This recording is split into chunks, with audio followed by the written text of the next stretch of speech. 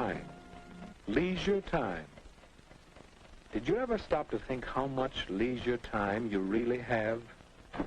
Some of us put our leisure time to good use. And some of us, Ken Michaels, for example, spend most of our leisure time just moping. Moping? He thinks I'm moping. Well, who wouldn't mope? There's nothing to do, nobody's around. You know how it is. I went down to the bowling alley, went over to the drugstore. None of the gang was there. All my friends are busy, so what's for me to do? Do you suppose Ken has more leisure time than his friends do? Huh? Well, no, I don't have more time. We all spend about the same amount of time in school, and the rest is leisure time. I've got nothing to do but wait for supper. My friends have more things to do. They're lucky. Ken's pretty lucky, too. Listen to that. All right, I'll bite. Why am I lucky? Because you have so much leisure time. Time in which you can do things you enjoy. Time in which you don't have to work. Like this, huh? Is that good? Let me show you a few things. Suppose you had lived 100 years ago. What would you have been like? Take a look. Where? Oh, is that me? Is that what I would have looked like 100 years ago? Well, perhaps. But now, well, let's look back 100 years again and see someone else. Who? Hey, that's my dad. Young man, you get off that bed and get to work. After you clean out the stable, you can build some new steps for the back porch. While I work 72 hours a week, no son of mine is going to loaf. 72 hours? 12 hours a day, 6 days a week. Tomorrow morning, young man, you're going out to get a regular job. You can work too, and earn your keep. Not so good, Ken? Well, let's try another picture. Say about 50 years ago. Oh, hello, son. Well, say, I've got some new pictures for the stereoscope. We'll look at them tonight. Don't forget about your chores. Have them all done by the time I'm through work. And keep the wood box full. Boy, how long will you work, Dad? Why, 10 hours. 10 hours a day, every day except Sunday. 60 hours a week? Boy. Well, Ken, let's take a look at your father's time as it really is today. Hi, Dad. You sure don't work as long hours as they used to. That's right, Ken. It's a wonderful thing to be able to do so much work in so little time. This 40-hour week suits me fine. And some people even work shorter hours nowadays. But by the way, Ken, how would you like to play a quick round of golf before supper? I think we can work it in. And then later I'd like to shellac that new bookcase I'm making. Well, Ken? Yes, Dad does enjoy his leisure time. And to think that a few years ago, people didn't have nearly so much time to themselves. Yes, we've gained a lot of leisure time in the last century or so. All of us. Wait a minute. All of us? Mother should hear you say that. She's always complaining that she doesn't have enough time. Well, let's see about that. Can you picture your mother as she might have been 50 years ago? I guess so.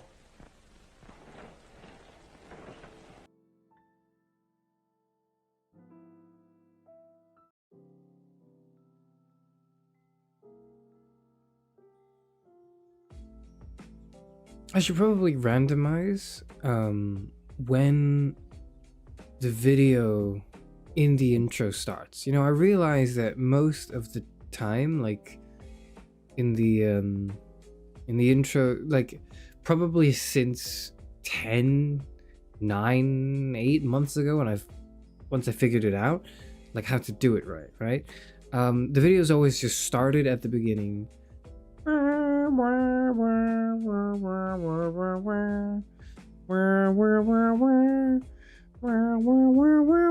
You know, like it's always started that way, and then you always kind of get to the beginning and you don't really see the end a lot. I think what might be good is to randomize when it starts playing. we do that, and then also randomize what videos are playing. Maybe we can even add one more. No, I think having 2 is okay. And that way, so it's sort of like, because I think it's usually now the vibe is it's like an opening act, right? It's an opening performance, and I'm sort of like cutting through it once I'm done, you know, setting up. Whereas I think the vibe should be more like it's just something in the meantime to chew on, and then, like, you know, the moment the show starts, it's like it cuts away, boom, and you don't feel like you were like, oh, I was watching that, you know? That's what it should be. That's what I think. If it ever gets to the part where Alice is learning how to sew, you know you're having tech difficulties. Honestly, I start panicking when I get to, like, the bird watching bit. When it gets to the bird watching bit, like, what's his name? Dave? Like, the guy's hobbies is identifying birds. And then I go like, this shit, I'm taking way too long for this. I shouldn't be taking this long.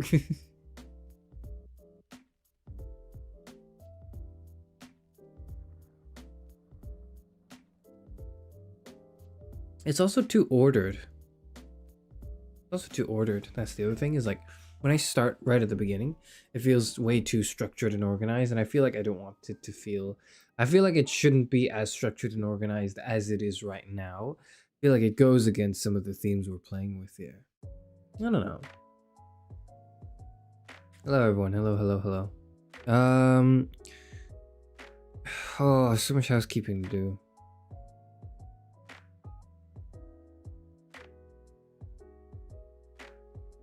You think you stream on time? Yeah, me neither, which is why I'm like 20 minutes late to the fucking schedule I set up like an hour ago, because I was talking to someone and, well, via online messaging, and like they don't know what a VTuber is, and they don't know that I stream, and they're really like, they're sort of in like a state where they really feel like complaining about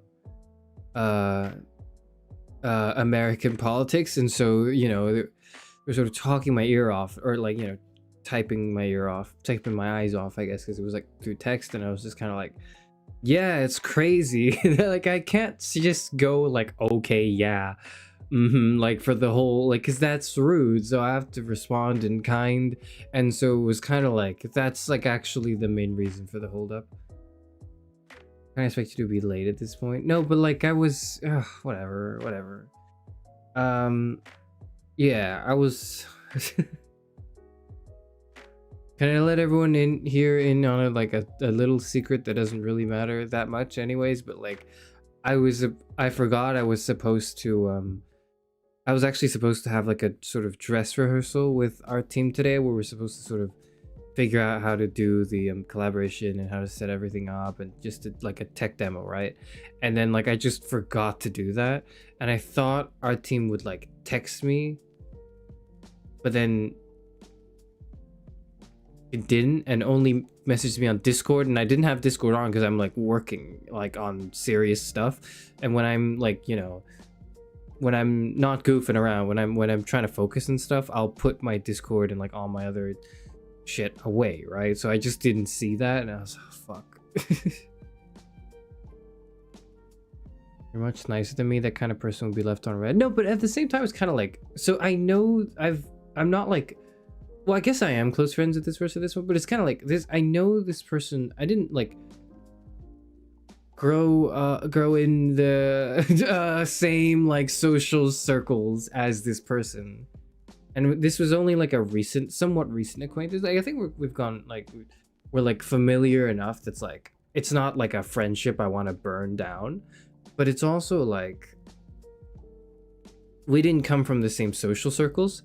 So what is kind of like almost like just an echo chamber at this point, like, to me, at least in my political views, like everyone around me we generally have the same sentiments and opinions about like contentious political issues, like generally, because we just sort of all kind of have the same sort of, or very, very similar worldviews, and where we differ is not really worth like discussing that much.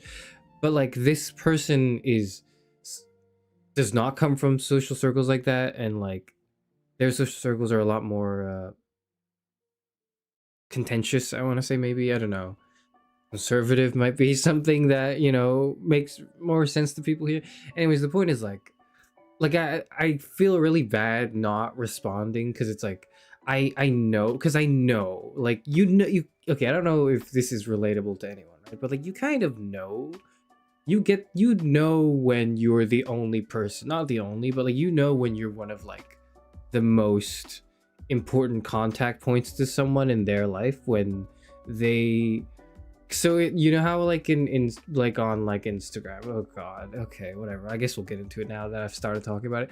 I you know when you like when you're on like Instagram and you send like a reel or like a meme to people, and you like send it to like 8, 9, 10 people, or like 4 or 5 group chats or whatever, like, and it's just like real homework, right? You'll get from people who you're kind of mildly acquainted with, who just are so enthusiastic about sending memes. Anyways, like that's, you know, they're mass sending it if they just send like that post or reel, or maybe with an accompanying caption. But if they send a post and it's like separate, right? They send the post first, and then they send like a message, and then they send another message, and then they send like 3 messages in 3 bubbles.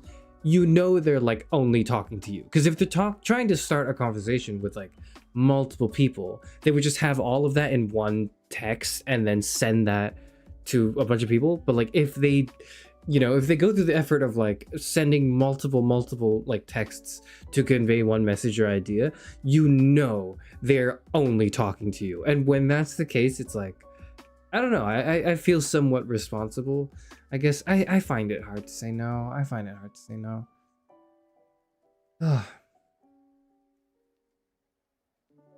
Our team stream is the real deal then? I mean, it's not really the real deal. The thing is, like, we kind of, we totally forgot to do the tech demo, and then our team, or I forgot to do it. Our team didn't. I forgot to. Our team kind of like was like, well, I guess if we don't, because I still wasn't responding to the messages because I didn't see them. But she kind of went like, well, it's fine if we don't practice, honestly, because we're just probably gonna hop on Discord and talk anyway, so it doesn't really matter. And I was like, I just saw that like 3 hours after she said that. Oh fuck.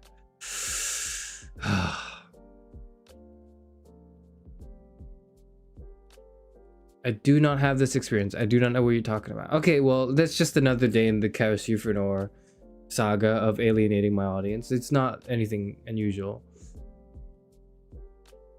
Keep saying wow, that's crazy, until they stop talking. Yeah, but that's like rude, and like they're not feeling heard in their life, you know, like that sucks, and that sucks. So it's like you want to make sure your friends feel heard, right? That's the idea. That's how like you should be treating your friends, and honestly that's how you should be treating everyone. But like, you know, if you have to pick, right?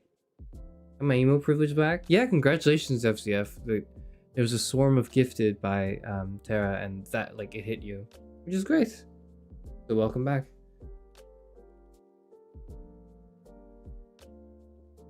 I don't really feel bad as either for you gifting so much in the sense, Tara, in the sense that like you've mentioned multiple times before, it's like because of currency shenanigans, you don't like, it's actually really cheap for you, and that's good. Like I really hope that's the case, because if you're spending that much, if it really is like, if you're not getting that deal, then I would feel like a lot worse. But if it's really just genuinely like not that big of an expenditure, then I'm totally okay with it. Must be nice to have friends. Well, I just like told you why it's not, but but I might be like kind of like complaining about, like, I'm like, I might be kind of like the really attractive women, you know, that complain about getting too many matches on a dating app. That might be what the vibe is. I get that. I'm not unaware. I am very aware of this. I'm just like saying it, okay?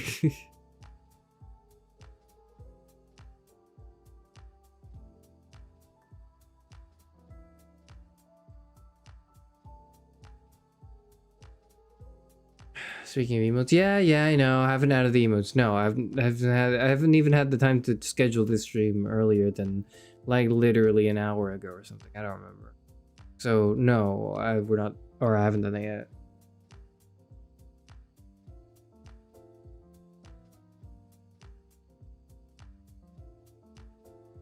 $50 members is like $3. Yeah, that's good. That's a good deal. Okay, fuck. Shit. Let's do the Google form now. Form. Wait, is it docs.google.form? Docs.google.com. Let's do. I'm just gonna do my like homework. I'm gonna do my like housekeeping now, and this is gonna be the content, I think.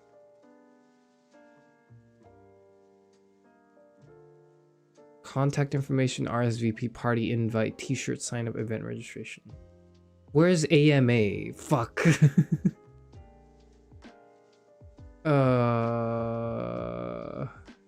Shit. I'll do a blank form as.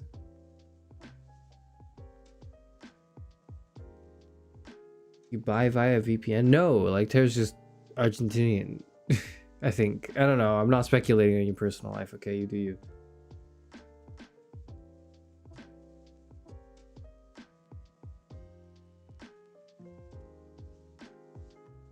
Hey chairman, the Marlborough boy greets thee. My paved lung bellows at ye. I hope you get better. Learn about the new Google Forms and no thank you. Okay. Untitled form. The form is ask art team anything. Form description. You should try to ask about Charis Euphranors, Poyo vs. Yowie, or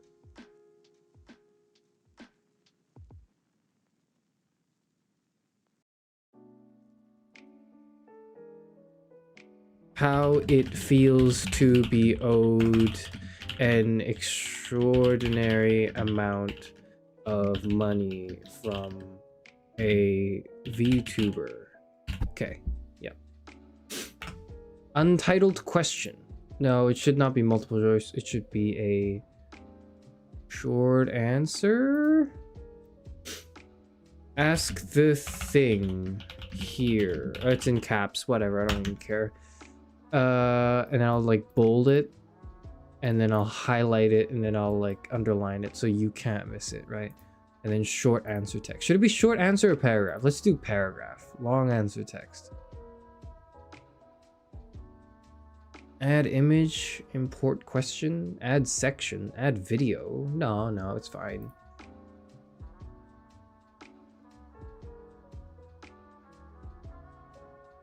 I just realized I'm using my other email account, which I don't want to.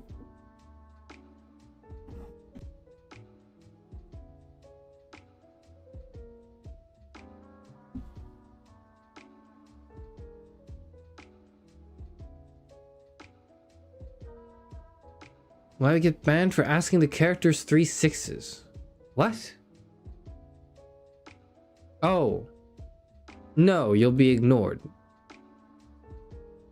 As I'm promptly doing now. Why is it not loading? Where's my thing? I'm trying to... Oh god. We're sorry. This document is not available. Fuck you. Fuck you. Fuck you, man. Oh my god. Oh, it's so annoying. Oh, I hate this. Fuck this. Google Forms. Blank form. Oh, fucking have to do it all again. Oh my god. I can copy and paste it. I know how to do that.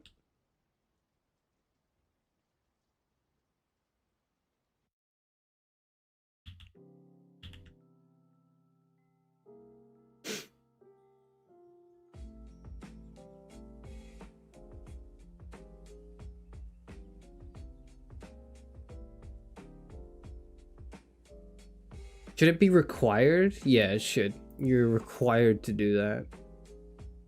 Show description. Response validation. No, description is fine. You could try not to ask for legal advice. Okay. That's the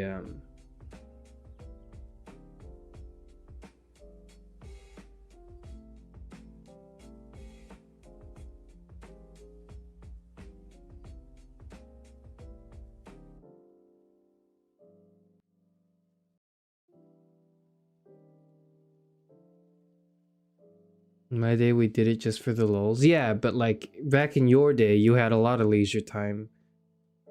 And right now, I'm dying. Ugh, okay. Publish.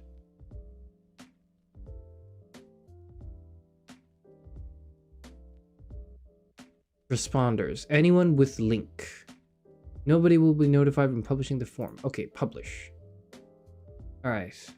Copy responder link. Got it. The link should be created now. I'm going to post it here.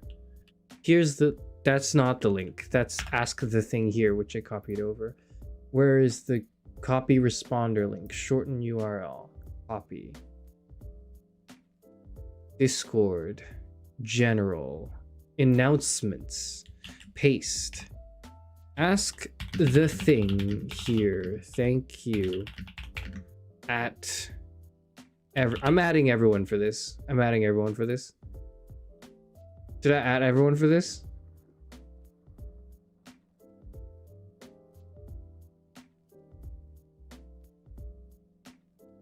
No, I'm not gonna add everyone for this. I'm putting this in the... Here it is. Have no questions, don't know what to ask, then just like say nice things. I guess you can do that as well. You can just say like had no question, just wanted to say good work. You can do that as well.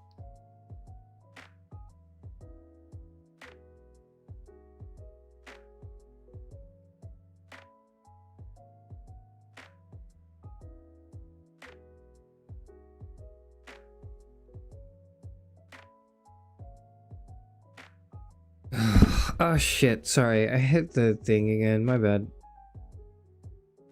Untitled form? Ask our team anything. Yeah, that's the title. Okay. The published form, it should get like engagement now. Like, I don't know, you can ask, just 2 questions is like all we need to talk for 5 hours, so we're fine. Well, I'll be talking for 5 hours. I don't know. Actually, our team has a lot to say as well. I feel like our team and I could yap for very long. Well, I hope everyone's doing good. Hey, Victor. Hello, hello,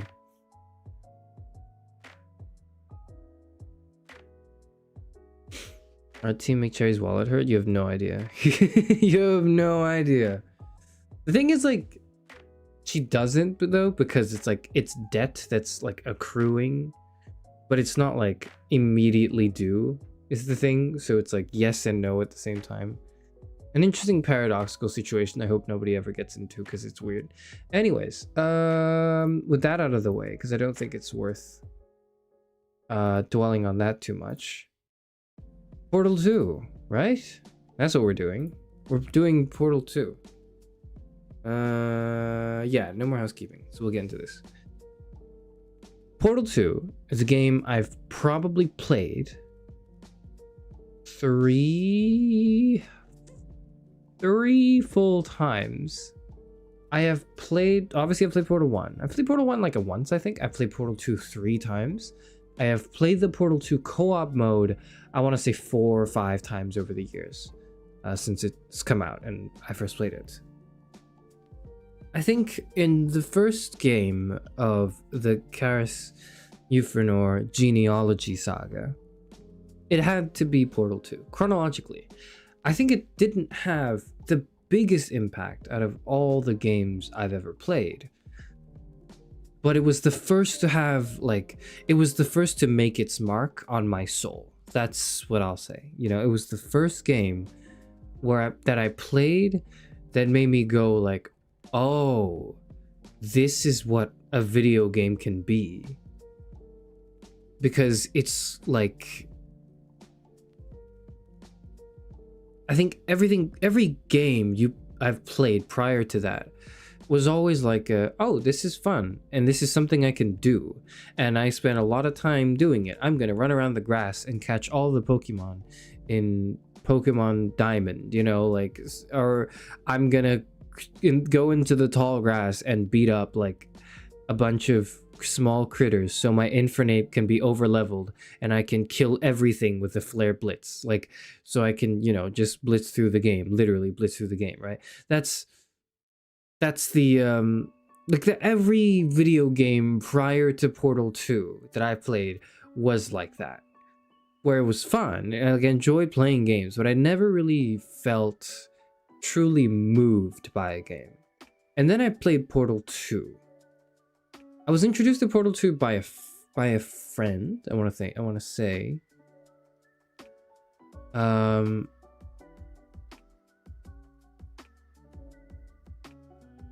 Yeah. I was introduced by a friend, who showed me the game, and I was like, oh, that seems kind of cool. Played it, and then I like played it myself, and I just didn't realize how good it was, like, until I played it, right?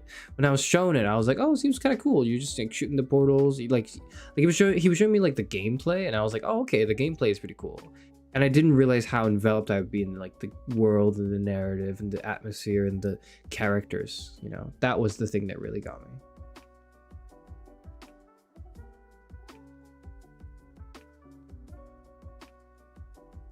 I don't know, I think debt is a very real prospect even if you're not paying it off. Well, it's not real to me, because if it is real to me, I've got, like, I can't handle that, so it's not real to me. It can't be real, okay? If it's fucking real, then it's like, oh. That is not parable, like crack for nerdy guys born from 1993 to 2003. That's interesting, because I was born in 1945, so that's cool. 45, 65, 65, yeah 1965, that's when I was born. What is your age group's Earthbound? I guess so, maybe. Did people because I didn't play Earthbound. I'd heard of it, but I didn't play it. So it's like, when people like, do people talk about Earthbound the same way I'm talking about Portal right now? I'm not really clear on that. That's only real if you believe in it, right? Kind of like all our money is just fiat currency. I would say not exactly.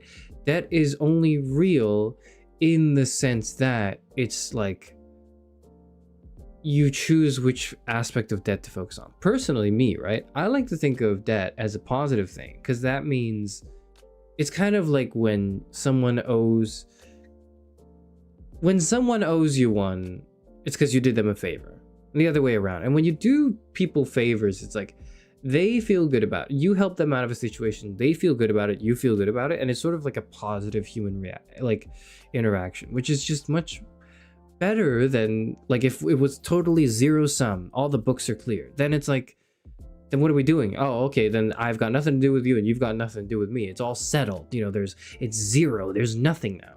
That's not, you know, I don't know. I feel like it's nice to be indebted to people, and it's nice for people to be indebted to you.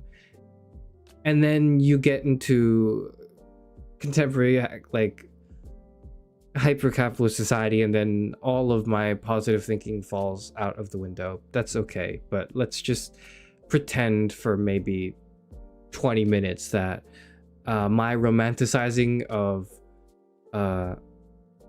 the concept of indebtedness is totally legitimate and valid, and not at all just like desperate coping. Okay.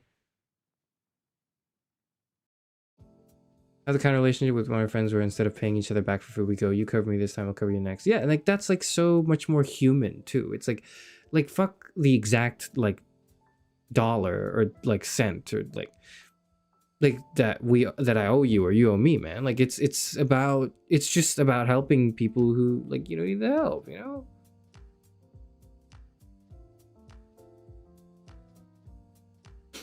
Love having 550 euros on my credit card for buying 50 large packs of... Okay, all right. Well, don't do that. Don't do that. Like how every indie artist loves and is inspired by indie projects like Undertale and Strange Things. Undertale is also one of those games. Well, it's not. It's one. Undertale is like a really good game for me, but it's not one of those games. And like, I don't feel like it's sort of like it's shaped the direction of how I would view video games going forward, because I'd already had that experience with another game. But I feel like if I played Undertale first or earlier, then I would have had that. Because one of my closer friends also had a similar experience to me, except the game was Undertale, and we like kind of, you know, I guess bonded over it. JP Morgan's my best friend. I owe them a 10K. They call me every day. They do. They keep in touch. You know, you guys are keeping in touch with each other. It's wonderful. It's a fantastic, super grounded human experience that's not at all tainted by anything. No, just pure social interaction. All right, everyone. All right, you're gonna have see you later. See you later. I wish I could, you know, go to sleep too, but we're playing a video game instead, which is not like the worst thing I could be doing. I could be like, I don't know, doing my taxes now. That could be worse. That's probably something that's worse.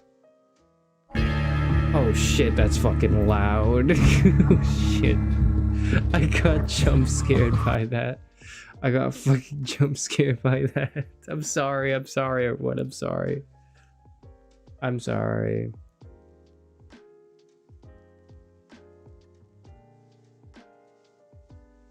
I'm sorry, I just installed the... can you also keep this a secret? I literally just installed the game as I was yapping earlier. Trying to stall for time, okay? Like I forgot to install the game, so I just had to do that, okay? It's perfect. It is definitely the vibe though. Like every person who's played a Valve game feels that, which is like every person, because how can you have not ever played a Valve game? How do I set the graphics to low? Shader detail. Medium. Effect detail, medium. Okay. Yep. All right. I'm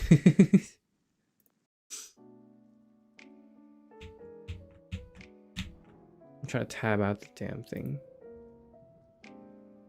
Being a boy failure is not a secret. I'm actually really successful, so I don't even know what you're talking about.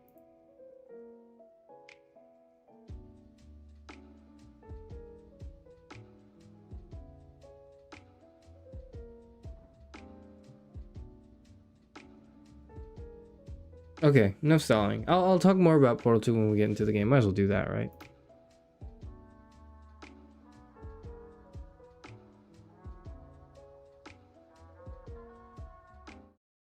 What? I think Portal 2 high graphics will cripple your PC. Look, you never know, okay? I'm trying to play it safe.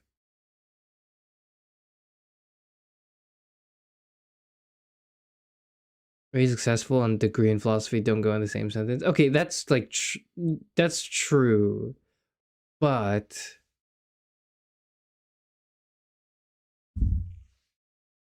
I don't know. I have nothing to add to that. Never mind. Got nothing to add to that.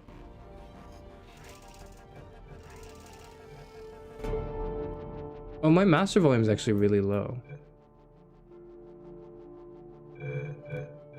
There's like high sound quality. Interesting. I didn't know that.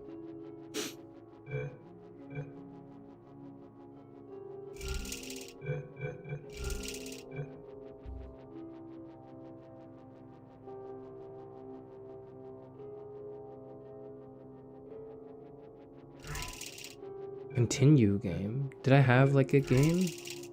Oh shit, I did. I replayed this, huh? When was this? December 17th? That was like 5 years ago. I haven't launched the game in like 5 years. What is challenge mode? Oh shit.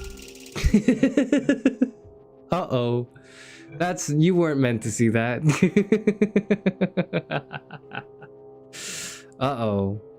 Alright, well, good to know that I shouldn't be clicking on that. Okay. Alright, well, it was... Fuck. Oh, god damn it. Alright. Okay. Sorry, I'm a little winded. Fuck. Dev commentary? Should we play that? Should we play dev commentary? Because I've never... Like, I've played the game, like, 3 times. I've played the game 3 times. I already know how it goes. But I guess part of the experience today is we're replaying it as I talk about it. And so it should be my commentary. So I think if we go into dev commentary, my commentary wouldn't be on the game. It would be on the game's dev commentary, which I think is slightly less appealing in video on demand form. Therefore, we're going to do new game. The courtesy call. You see half the screen? Oh, fuck. Oh, shit. Okay. Thank you for telling me. You really... Thank you. Everyone please make it a habit to tell me if something's wrong as early as possible.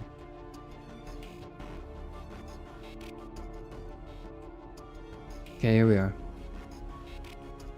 How's the volume? Because whenever I tab out, oh my god, it's fucking, there we go. It should be better now. It was doubling, wasn't it? The volume was probably doubling.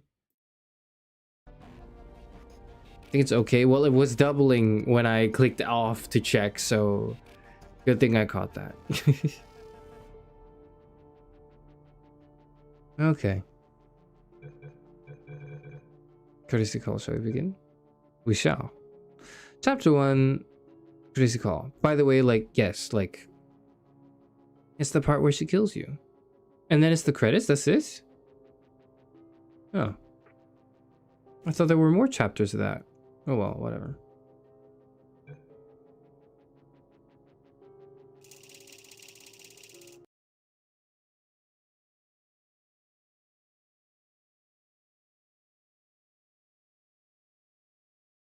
Oh god, it really has been a long time.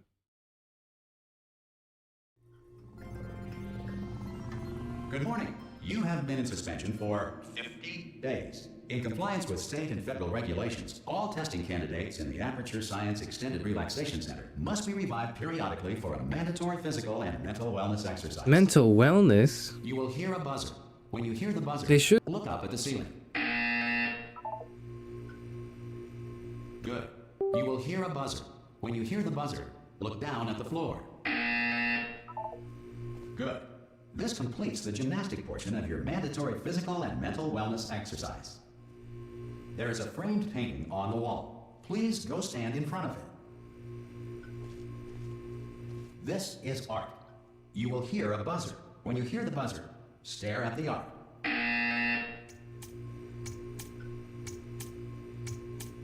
You should now feel mentally reinvigorated. If you suspect staring at art has not provided the required intellectual sustenance, reflect briefly on this classical music.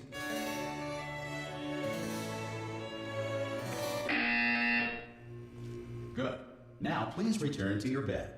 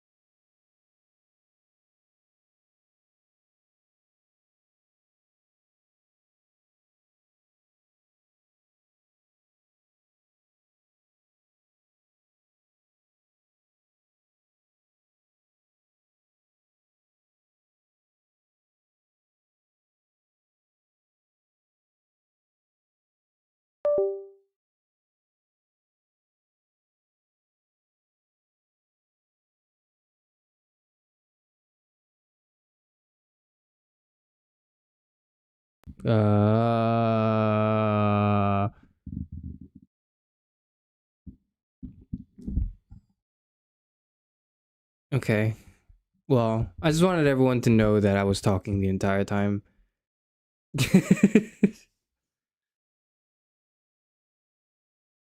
I just wanted everyone to know I was speaking like the whole time. I was speaking the whole time. I was talking about how, like, you know what I was doing? I was talking about how it was really interesting that there's like a tutorial section for the game that's literally just looking up and down, and I was going on and on about like how that's interesting and really makes me reflect on like games as a whole and how they're made now, and how the gamer language is just sort of intuitive. And then like it was almost like the game knew that I was being annoying and was like, nobody needs to hear this, just play the damn video game and get to the funny bit and laugh to it, and then people will want to watch that.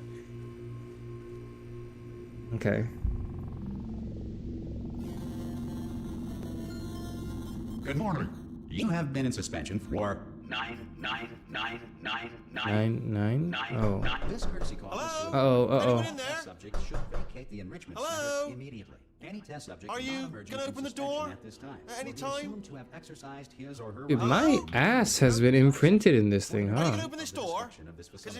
it's If you have fairly questions urgent. or concerns regarding this policy, or Oh, if just you open the require a door. Spanish language That's too version aggressive. of this message, feel Hello, free to take a friend. complimentary Why piece not of open the stationery from door? the I don't know how to do that. and write us a letter. Yeah, actually. Ah! Oh God, you look good. Looking good, actually. Are you okay? Are you? Don't. I'm absolutely sure you're fine. There's plenty of time for you to recover. Just take it slow. Please prepare for emergency evacuation. Wait, Stay now, calm, hold on, stay hold calm, on. Prepare. That's all I'm saying. Prepare. It's all fine. All right. Don't move. I'm gonna get us out of here. Oh, you might want to hang on to something. I can't. Word of advice. I can't move any further than that. What are we holding on to? There's nothing to hold on All to. right, down there. Can you hear me? Hello? Where are you? I hear you, but where are you? Most There you test go. subjects do experience some cognitive deterioration after a few months in suspension. Now, you've been under for quite a lot longer, and it's not out of the question that you might have a very minor case of serious brain damage. Minor or But don't be serious? alarmed, Please make all up your right? mind. Although if you do feel alarmed, try to hold on to that feeling, because that is the proper reaction to being told that you've got brain damage. Do you understand what I'm saying? You know what's At all? really Does any of funny this that make like any he sense? doesn't, Just tell me. Just say yes. like he's not immediately like an idiot. Okay, what you're doing there is jumping. You just jumped. But never mind. Say it. Oh, I was wondering why it was scroll wheel. Okay, you know what? That's close And I enough. forgot I Just hold tight. binded scroll to jump because I All wanted to reactor be core hot. safeguards are now non-functional. Please prepare for reactor core meltdown. That's how you can tell that it's not my first rodeo here. Hey, Is look, it? I wasn't going to mention this to you, but I'm in pretty hot water here. Yeah. How you Let's doing worry down about there? you, huh? You still holding on? No, The barely. reserve power ran out. I am. So of course the whole relaxation center stops waking up the bloody test subjects. Hold on, this is a bit tricky. And of course, nobody tells me anything. No, why should you tell me anything? Do I just die? Why should I be feel like I'm accountable? dying. You know, about the life functions of the 10,000 bloody test subjects I'm supposed to be in charge of. Why? It's close. Can you see? Am I gonna Oh, make it this is through the zoom in with button. enough space? Oh, Just gotta get through here. Okay, I just gotta Yeah. concentrate. where are you? What are you And whose doing? fault do you think it's gonna be when the management comes down here and finds 10,000 flipping vegetables? Alright, see, no, I hit that one. Put me back where I was maybe like 2 centuries Okay, ago. listen, we should get our story straight, alright? If anyone asks, and no one's gonna ask, don't worry, but if anyone asks, tell them as far as you know, the last time you checked, everyone looked pretty much alive. Alright? Not dead. Wait, wouldn't you want the Okay, opposite? almost Wouldn't there. you want our statements to On the other side correspond? of that wall is one of the old testing tracks. There's a piece of equipment in there that we're gonna need to get out of here. I think this is a docking station. Okay. Get ready. Wouldn't you want me to say that, as far as I remember, okay, as far as I remember, it's all That been is this, not a docking station. everyone's been dead So already? there's one mystery solved. I'm going to attempt a manual override on this wall. Could get a bit technical. Hold on. Technical. Okay. Remember, you're looking for a gun that makes holes, not bullet holes. But don't worry, you'll figure it out. Seriously, do hold on this time.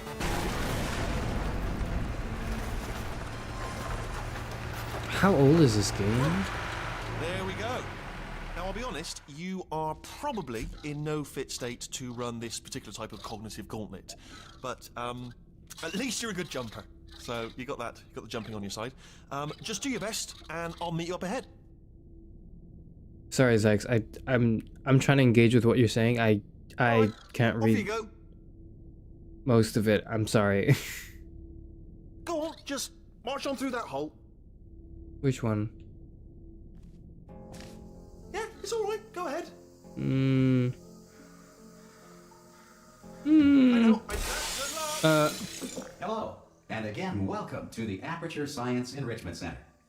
We are I remember currently this. experiencing technical difficulties due to circumstances of potentially apocalyptic significance beyond our control.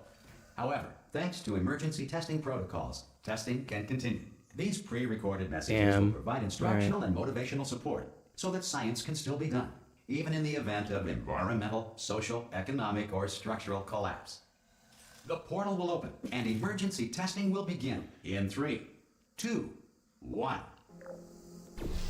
Emergency testing. Oh, that's good. That's me. You know, I look a lot better than I thought I would.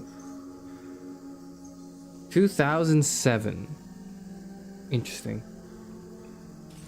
For the first one. I don't remember how long it took for them to do the second one. You ever think about why they never did the third one? Or like a third one? We'll talk about that maybe later, actually. Let me get it. Oh, really? It does feel like I'm floating. Okay. Cube and button-based testing remains an important tool for science, even in a dire emergency. Okay. If cube and button-based testing caused this emergency, don't worry. The odds of this happening twice are very slim. I feel like the game, I can't like really put my finger on it, right? On exactly how they did that and the balance that they sort of precariously preserve. But it manages to kind of make you feel alone and isolated, but not bored in like that there's no one to talk to at all, and it's just like kind of like, you know what I mean? Like there's games that are, and I haven't played it, right? But there are games kind of that are they're like Strand type games, you know?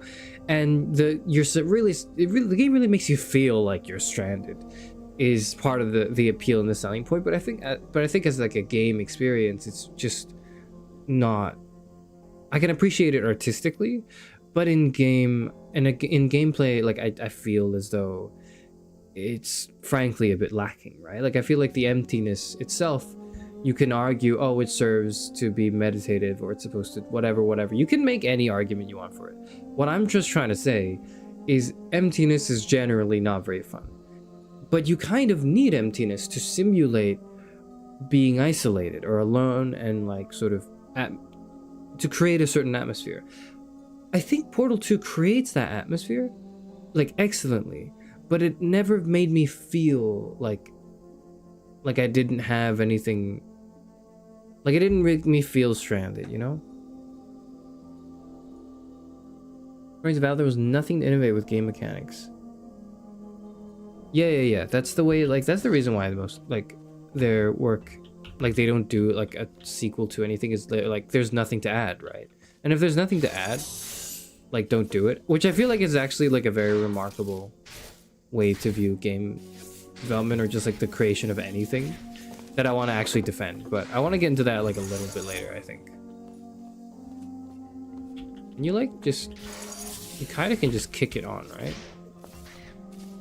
I'm trying to see if I can kick the cube on.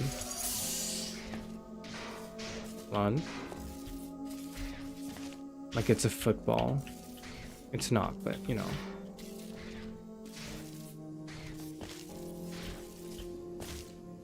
There we go. Let's use, yeah. You can. I know how to play the game. I've beaten the game like 3 times. I'm just trying to not do it well. Like a Stalker and Metro games, you can't go 15 minutes without seeing people. I think, yeah, but it's also like it doesn't feel like it's good at creating it's like the world is empty and you're alone vibe without it being, without the aspects of it that make it unbearable. I don't know how else to describe it. Incandescent particle field across the exit. This Aperture Science Material Emancipation Grill will vaporize any unauthorized equipment that passes through. I think one of the things actually is that like robotic voiceover in many test chambers, and also Wheatley and GLaDOS like being people that talk to you, but they're not people in the way that they're very uniquely characterized as like robotic in a way. Actually, I feel like that applies to GLaDOS, but not Wheatley, now that I'm thinking about it. That won't work, will it? I just don't think it will. You know? I don't think it will.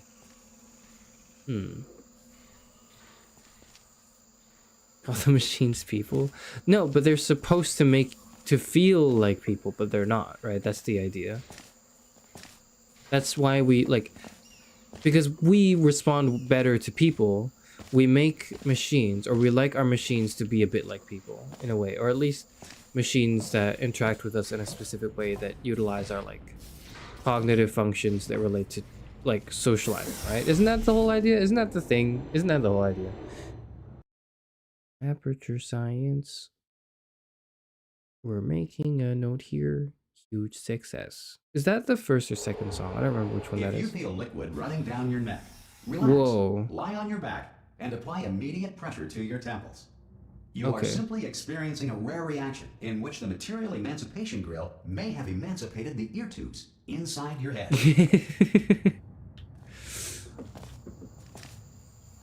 I also, like, I didn't really mention this, but, like, since, like, right at the beginning of the game, I immediately was hooked by the humor of it that I don't know how to describe it. The humor that's, like,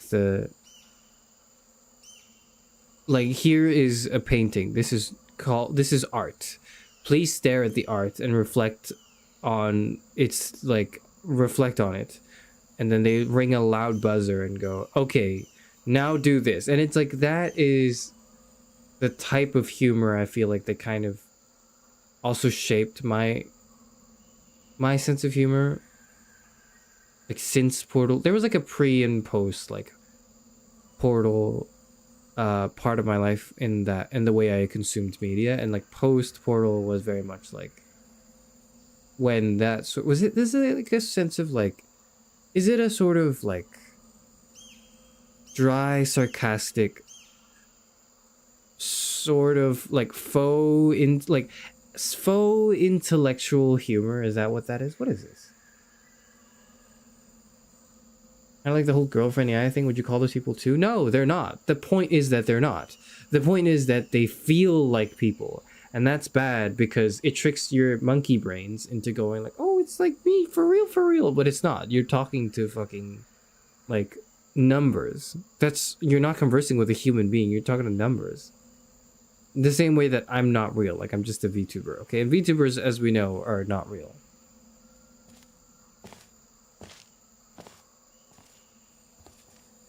Yes, it's British humor. Well, there's like a little bit of it that's British humor. There's like I think that's not true though, because I think British humor is a lot more like the voice actor is British. Yes, the voice actor for Wheatley is British, and I think his dialogue is written in a way that is sort of like ironic. I don't know. I don't know how to place, because my language for describing humor is very limited. I don't have the technical chops. I don't have the vocabulary to really accurately describe how I feel about certain types of humor. All I know is like it's funny in a way that reminds me of something else or is reminiscent of something else, but I can't for the life of me figure out what. I don't know. Are you a girlfriend AI? No, I'm a VTuber. But I understand why you would be confused. Because they're very, like... There's, like, a strong amount of overlap between the two. Some common themes here and there.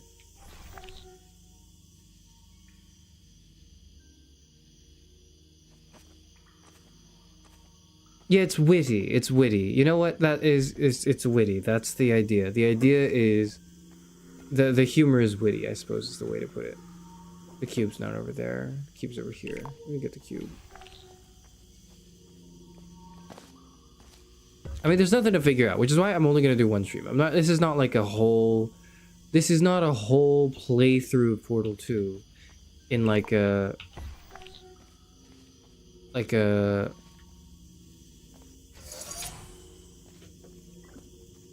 Reacting to the entire series. This is just like, I'm gonna play through the first few chapters and talk very much about how I feel about this game.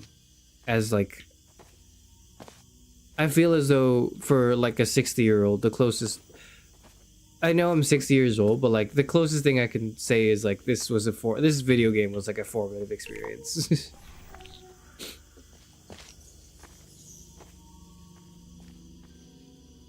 Other than Wheatley, the humor is similar to Toy Story 2? What does that mean? Good. Because of the technical difficulties we are currently experiencing, your test environment is unsupervised. Before re-entering a relaxation vault at the conclusion of testing, please take a moment to write down the results of your test. An Aperture Science reintegration associate will revive you for an interview when society has been rebuilt. When? Yep.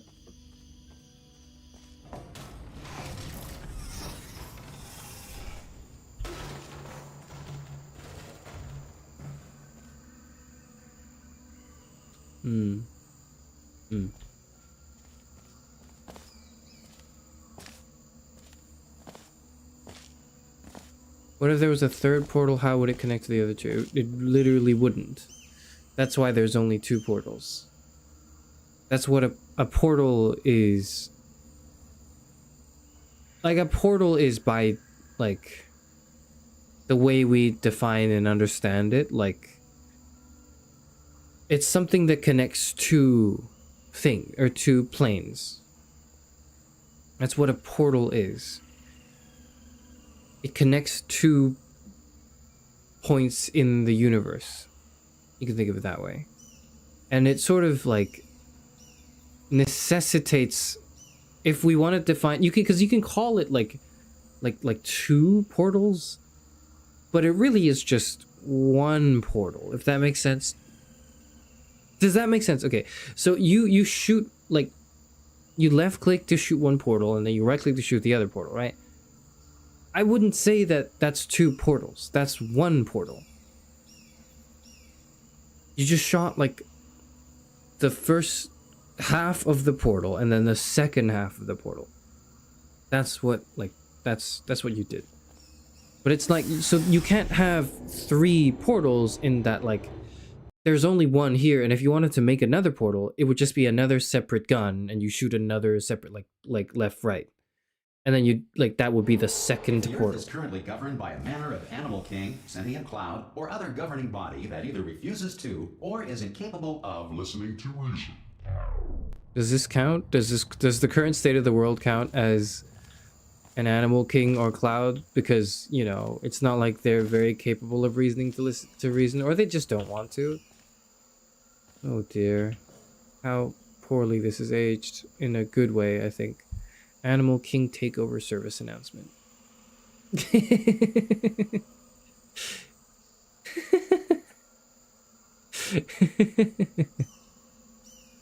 And, you know, like, it's obvious that this definitely informs and inspires so many games that have come after, including my favorite game of all time, the Stanley Parable, right? Like, it's very clearly, it's drawn its influences from this. Like, this feels like one of those games where it's like, maybe it's not like the first video game, but it marks a turning point, or like a big inspiration point for all games to follow. And I think the common theme with games that I like and enjoy playing, and also, or maybe like have shaped the way I view games and what you can do with them, or just like media in general, is like it's the kind of stuff that marks like a shift. Like, it's defined a lot by the cultural, maybe not cultural, but like the impact it has in like the genre, the field, or whatever. Coupled with, generally speaking, themes of Actually, no, that's not true. There's not really many themes. Yeah, like, in other words, what I'm trying to say is, like, one of the things I suffer from is I feel like my taste is basic in that, like, I like things that are good. And this is not something I've ever been able to, like, reconcile with fully. Because it's like, if you ask me to list all my favorite games, they're all objectively, like, really good games. That everyone goes like, yeah, that's like everyone likes this game. Like, so it's, you know, it's kind of like when I tell you that one of my favorite anime is like Full Metal Alchemist Brotherhood. Like, does that give you a better idea of who I am as a person? Not really, because like it's also like a million people's favorite anime. Like, it doesn't really say anything. Maybe now it's different, but you know, you can imagine maybe like 10, 20 years ago if you said that, it's like, okay, not 20 years ago, but you can imagine like 10 years ago. If someone said that, you'd just go like, oh wow, you looked at top of Mao and the first one was your favorite, okay, whatever. But like, I do genuinely mean that it's a favorite, because it's, or like in the case of Portal 2 and in the case of, I guess, F maybe as well, right? Like, it's something that has moved me like on a personal level. And I'm trying to, I think maybe this week, that's the actual theme of this week, is like, I'm trying to figure out what it is that makes something truly like moving for me. Like, what does a game have to be in order for me to recognize it as an all-time like favorite? Because I know what my favorites are, and I can draw like a commonality between all of them, but it doesn't really speak like. But then I can't imagine that in the future I would stop adding to the list, right? Like, this is not a static list that's going to be frozen forever, like my list of favorite things. It's only going to keep expanding. But what expands that? What moves that forward? What adds to it? And like, how does anyone add to it? And does it, because it can't just, because if it's just, oh, do more Portal 2-esque things, then we're going to stagnate. And then I'm going to go like, well, this is kind of cool. It reminds me of Portal 2. But guess what? Portal 2 came out like 20 years ago. So what the fuck am I playing this for? 20 years later, where it has done nothing new. And maybe if it's done one or two things new. Like, I think there's you can't generalize like shifts in history. Does that make sense? This doesn't make any sense. I'm just talking.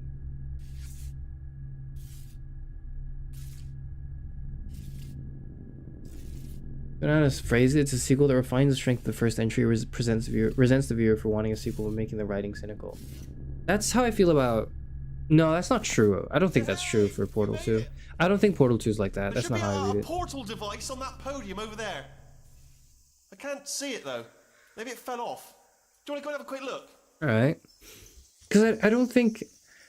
It's all right. No, go on. Just. I don't think it resents the person playing it, because I think you're talking about like Portal 2, right? Like, no, I don't think Portal 2 is a game that resents. Just stand by the podium and just look up. Its player. That's it. Yeah. No. That's it. Yeah.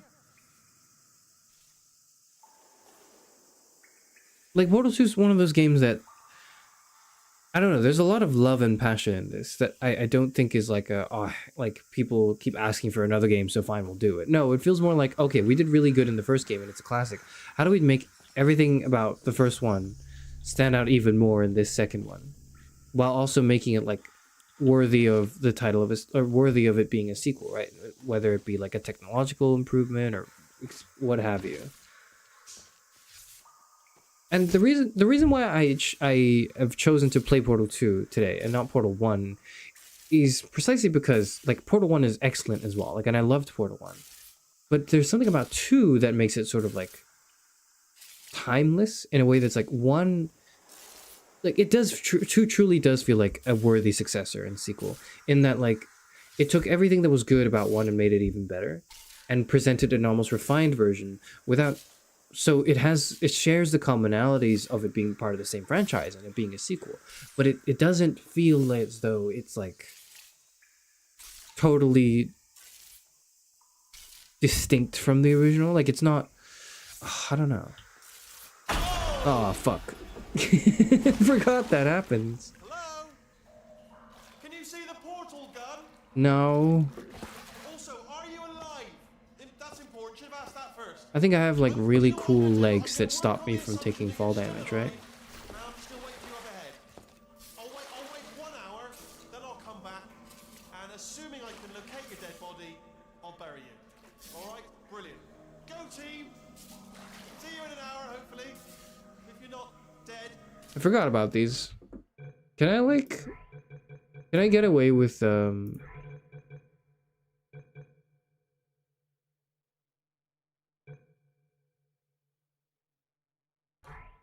Can I get away with this?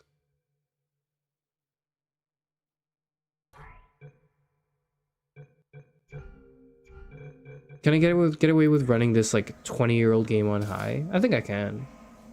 Right? You know, I forgot about that. That's terrifying. That's actually terrifying. Portal 2 or 1, which is better? I don't like the conversation. I don't like the implicit premise of the question, because it's like, it feels like, because what you're doing is you're comparing it, right? Which is like normal, like it's a natural thing to do. But the thing that makes the magic of a sequel, the magic of a good sequel, is that you don't compare it.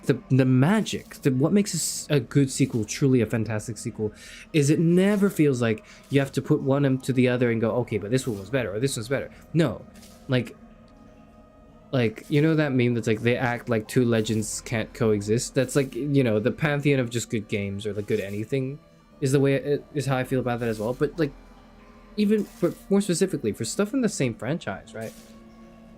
What makes something a worthy successor is that it's not more or less, or it's not better or it's not worse. It's just, it's like, I don't know. What does it mean to be a sequel? Right? What does it mean? Do you perfect what happened in the first thing and then just do it again? Do you take elements of it and then try to innovate on it to spin it, you know, into something more refreshing or new? Do you update it for the relevant context and like socio-political climate that it releases in? There's like many questions to what makes a good sequel. We're gonna talk about Stanley Parable Ultra Deluxe in a little bit, but or not in a little bit, in like a stream later. A stream later? 2 streams later, because next stream is the art team interview.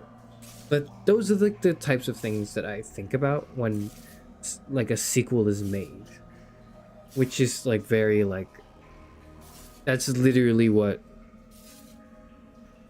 Stanley Parable Ultra Deluxe wrestles with. But yo, I don't remember this. This is cool. I don't remember that.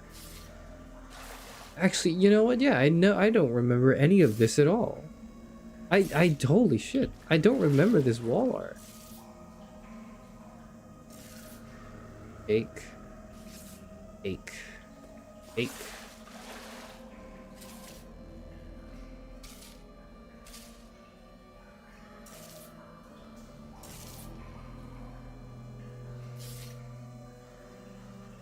Fascinating.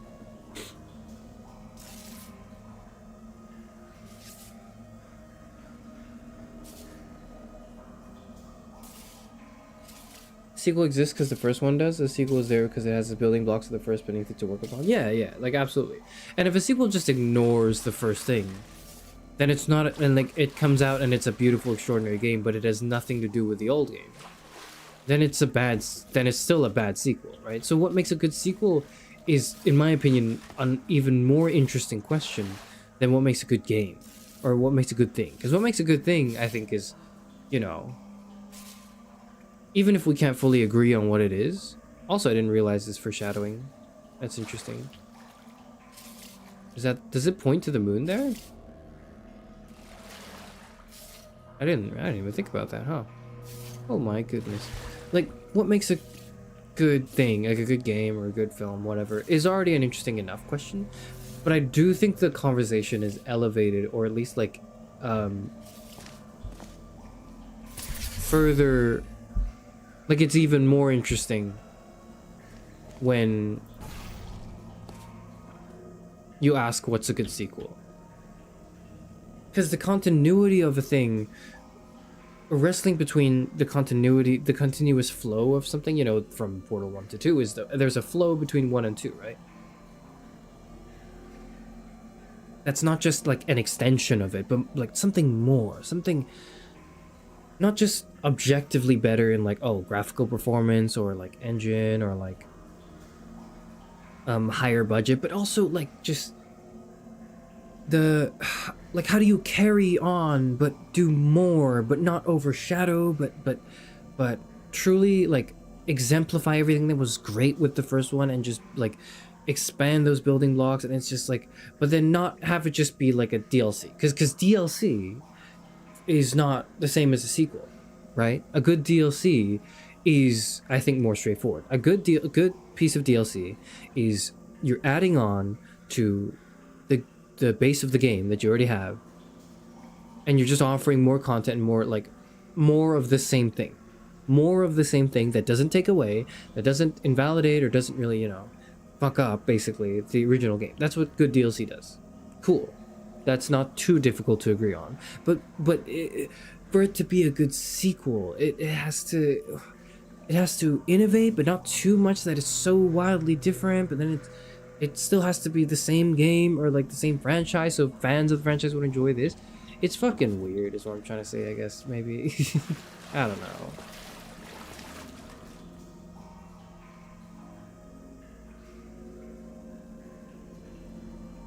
So it doesn't have to do all the work in the sequel, and you can just do more. Yeah, but it's like, it's not like more in there's a difference between, as I said, right? There's a difference between DLC and a good DLC and a good sequel. Portal 2 isn't DLC for Portal 1. It's not good downloadable content that extends the hours or whatever. No. It's like, and it's not a remaster.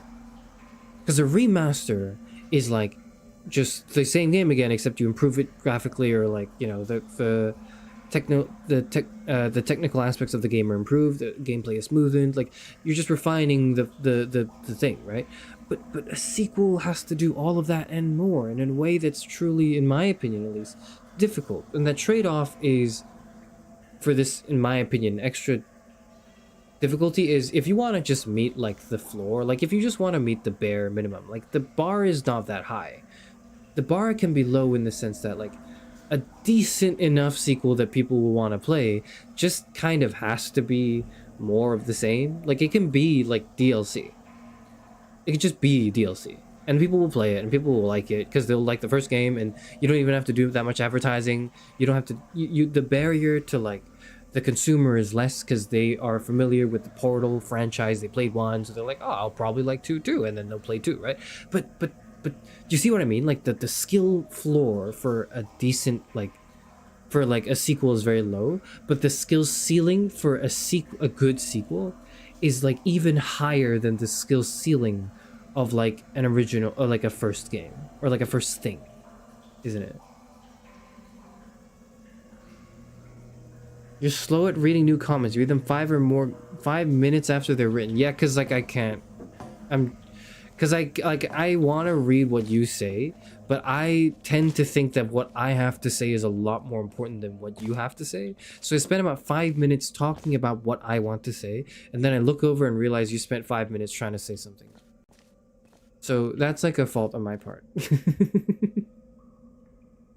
That's like, it's literally that's the modus operandi here. I must apologize. I understand it's not like, it might not be something you're used to, but yeah. What are we doing here? What are we doing here? Some emergency testing may require prolonged interaction with lethal military androids. Rest assured that all lethal military androids have been taught to read and provided with 1 copy of the Laws of Robotics to share. 1 copy to share.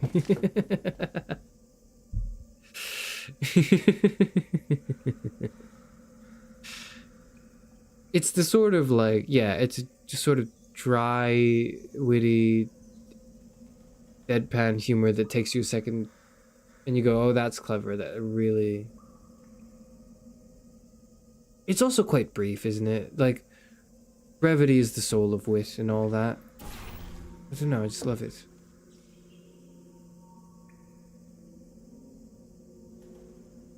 That I've accepted none of my funny jokes are getting read. You haven't put any yet. I haven't read anything you put out that's a funny comment, okay?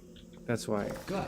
If you feel that a lethal military android has not respected your rights as detailed in the laws of robotics, please note it on your self-reporting form.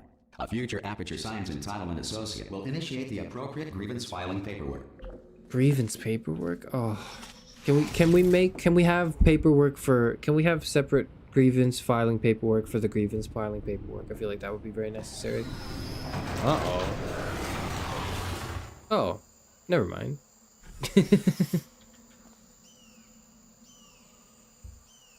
Oh, they had so much fun making this, didn't they?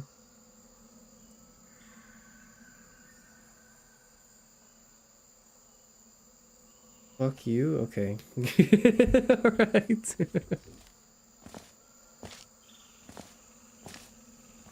Like, have you ever played TFC and Team Fortress Classic and TF2, like Team Fortress 2? Would you consider TF2 a good sequel? It certainly builds upon the previous game like a lot, but it's barely comparable, apart from the class lineup and a few maps. And that's why I think TF2 is a great game, but not a great sequel. Or rather, I don't even think of it as a sequel. I don't think of, like, yeah, when you talk about TF2, you don't, like, it's never like, oh, when you talk about TF2, you've got to play TF Classic first. No, you don't. No. Don't play TF Classic. Just play TF2. Like, it's way better. And because of that, like, I wouldn't say TF2 is a sequel. I would say TF2 is, like, almost like a remaster. I guess it's like a sequel in some aspects, but okay, well, there's a difference. I guess that's good that you bring this up, right? Because there's a difference between, like, games that are, you know, there's a difference between game and sport. Okay, that's the way I like to talk about this, right? Because otherwise I don't know how else I would intelligibly talk about this. A sport, League of Legends is a sport. Dota 2 is a sport. Team Fortress 2 is a sport and also a bit of a game, but it's like mostly a sport because there's like sort of there's an infinite, it's like a PvP based experience where you get better at a skill or like you get better at playing the game as a skill, and you compete with other players who, like, it's like basketball, you know. It's closer to basketball. Team Fortress 2 is closer to basketball than it is to Portal 2. I know that sounds really weird because you're like, what the fuck are you talking about? They're literally two source games made by like Valve, the same like company. But you see what I'm getting at, right? Like the way you engage with the game is kind of different. It's so different that it's actually more similar to playing basketball, like in like a court with like some friends. You're just shooting hoops, right? Like that's what it feels like to be in a pub in TF2. Whereas when you're playing Portal 2, it's like you're going through like a game, an interactive like narrative puzzle experience, you know? To help you remain tranquil in the face of almost certain death, smooth jazz will be deployed in 3, 2, 1. Do I get copyright? No, probably not. Oh, that's nice. I hope they don't turn this off prematurely.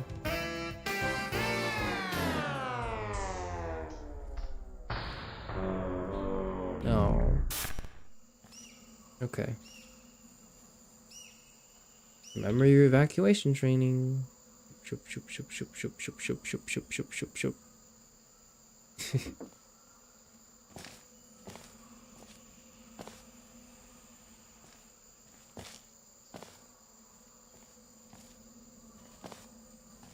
Yeah, absolutely think of it as like skill and shit, the whole getting good at the thing. It's like, which is why I like when I say it's more similar to basketball, I think you're inclined to agree. Like TF2 has more similarities with fucking football than like, there we are. Then Half-Life 2, you know? Yeah, they're both first-person shooters, but the way you engage with the game is so different that like I just find it difficult to compare. You know what I'm saying? Like, does that make sense? Like if you, just because it involves some elements in the physicality of it doesn't make it the same, because the way you engage with it is what matters to me. So it would be kind of like if you had, so you know, like Connect 4, you know the game like Connect 4, you got little pellets and you got like a board, and you like you drop the pellets into the little board in the middle to form like a 4, and then you win, you beat the opponent if you like do that. So those little Connect 4 like kit, like, you know, the pellets and the little, like, is it a, what is it, like a table? What is it, like what the fuck do you call that? A board? Is it a board? I guess it's a board, right? Like the little board, right? It's, what is it? Because the physicality can be the same in the way you engage with it, but you can, first of all, you can engage with it like it's a board game. So you can play, you can take Connect 4, put the pellets into place, and then compete with another person to try to like slot in the colors, or like the things together, so that it forms a line in 4, and then when you get the 4, you win, and you reset by pulling the board up and like shaking the pellets back down, and etc, etc. You can also, alternatively, with the physical objects there, use the pellets as objects to throw at your annoying little cousin to piss them off, and then invoke a reaction, and it's funny. You're using the same object, but the way you're engaging with it is so different that in one instance you are playing Connect 4, and in another instance you are making your older siblings' life worse by having to comfort multiple children in the family, like in the extended family meetup. Okay, like that's so you see what I mean, right? Like the physical thing can be the same, but because the way you engage with it is solely the thing that defines it, and because of that, Portal 2 has less similarities with TF2 than TF2 has with fucking basketball. That's what I'm trying to say. And because of that, when you say TF2 is, or whether or not you can say Portal 2 is a good sequel in the same way like TF2 is a good sequel, that's to me like an unintelligible question. Like, I don't think the question really gets at anything that is like that, or the question assumes stuff, premises that I don't agree with, I guess. Maybe it's the one way to put it. I don't know, man. What the fuck am I talking about? How do you even get there? How am I supposed to get there?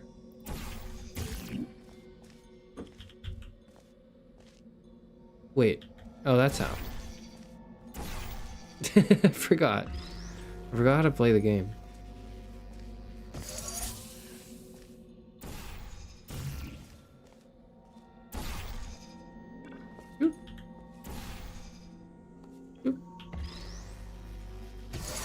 I almost forgot how to play. Great work.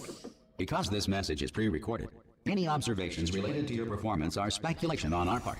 Please disregard any undeserved compliments. That is really how I talk to all of you, isn't it? Please disregard any undeserved compliments. It's true. I didn't mean it. If I gave you a compliment by mistake, just like ignore it, okay? Because I probably didn't mean it. Keep that in mind next time I play Connect 4. Okay, it's not advice. I wasn't giving you suggestions on how to use your Connect 4 kit. That's not what I meant. Oh, I was trying to just connect. I was trying to make like a funny loop. I didn't think that was... I forgot that was how you were supposed to solve the puzzle. I was just trying to do the thing where you fall forever. Oh, that's fun.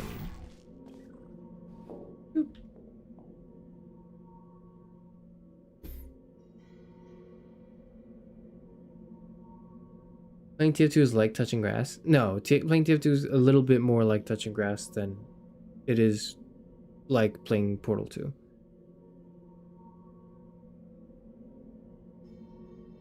They are apples and oranges though, because of combat mechanics versus a puzzle game. Oh yeah, for sure. But it's like, but what's interesting is that they're made by the same, or like not the same people, but like Valve made it, and we kind of think of them as a whole monolith.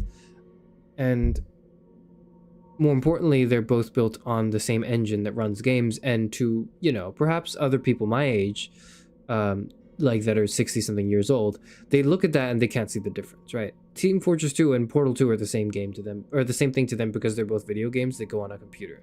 And I think that's just so sad slash tragic, because they can't, because that makes it so hard to appreciate like the artistry that goes into something like this versus, I don't know, and I don't mean to slander, but like if I were playing Portal 2 and one of my other fellow 60-year-olds walks up to me and goes like, oh, is that Fortnite? I will freak out. I will freak the fuck out. I will be very angry. I will think, I don't know, I would be, no, I wouldn't be very angry. I'd be very like annoyed. So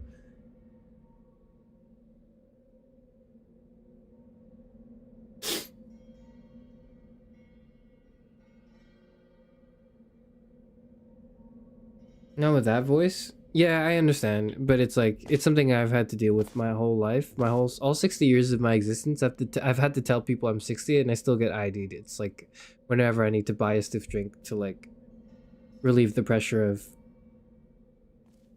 having to pay bills and rent and taxes. It sucks. It is what it is, though. Because it's like because you get all the disadvantages of being old. You're kind of senile. Like you can't really remember things very well. You're also like, your back hurts all the time. You're boring, so you can't enjoy the youthfulness of like partying and clubbing. You look at people on their phones and you think like, damn phones. Like you have all the drawbacks of being 60, or I have all the drawbacks of being 60, but I have none of the benefits because I don't have any, there's no respect. People have no respect for me. I still get ID'd every time I want to get a pint of Guinness. People will think it's weird that I don't often, or like sometimes I'll feel very alienated from other people that look my age. It is what it is. It's part of the whole thing, the whole human experience. But anyways, unreason. T equals T0 over Y. 1 over 2 T? Y equals 1 minus V squared over C squared. Is that like a velocity thing? What is that? What the fuck? C is just a isn't C just a constant? What the fuck is this guy writing about? Maybe that's how he went insane. I'm sure there's probably like a MatPat game theory video on those scribbles. Excuse me. I need to blow my nose.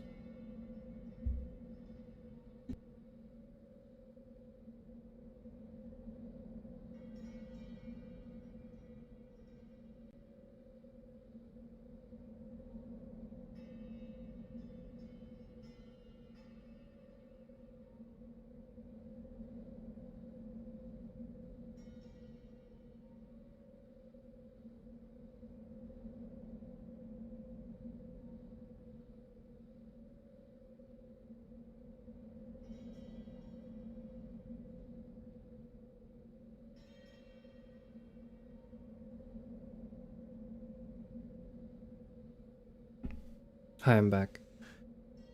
Yeah, I'm 60 season 2 actually. Yeah, that's right. I forget that it's my birthday, or was my birthday a few days ago.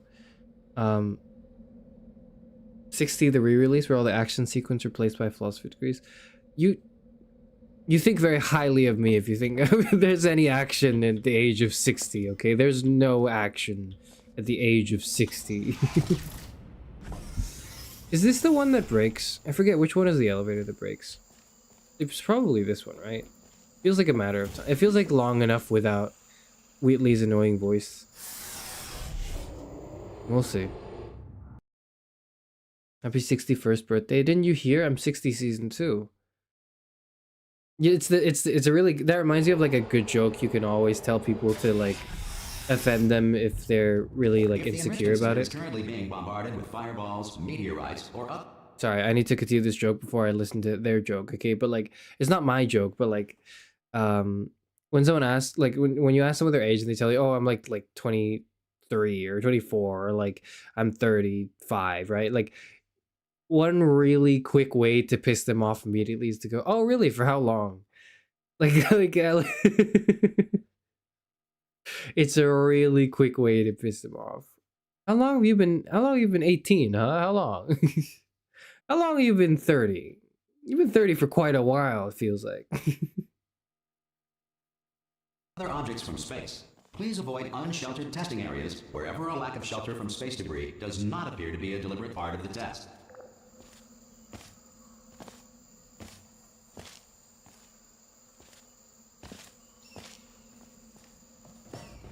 Yeah, that's how I interpret it.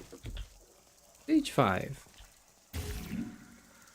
Look, I think without the charm and the wit and the narrative and the characters, I would still enjoy Portal 2. Portal, based purely on their mechanics.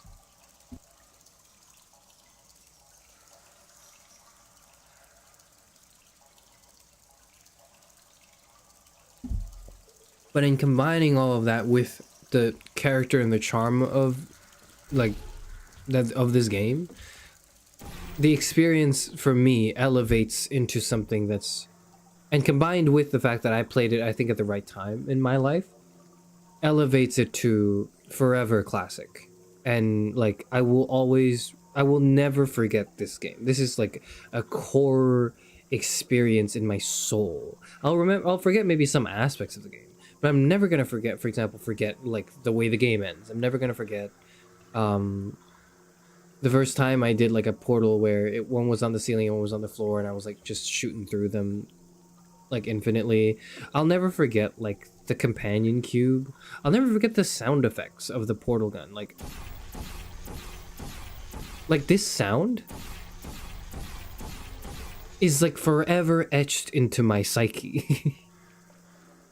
I don't know.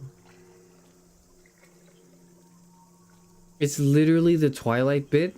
Okay, well, it's good. Okay, it's good. Just because it's Twilight, alright? Doesn't say otherwise. First time I played this game, Wheatley made me so mad. I have an outstanding bias against British accents. Okay, can we talk a bit about the betrayal, though? Like, the Wheatley betrayal. The Wheatley betrayal is... I was devastated when that happened. I really was. Like, I genuinely... I don't think I didn't cry, but I was like...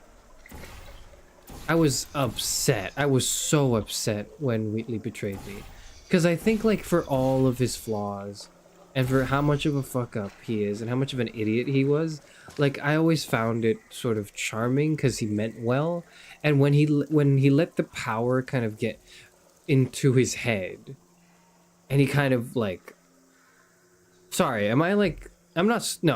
This is like a 15-year-old game I've played like 4 times.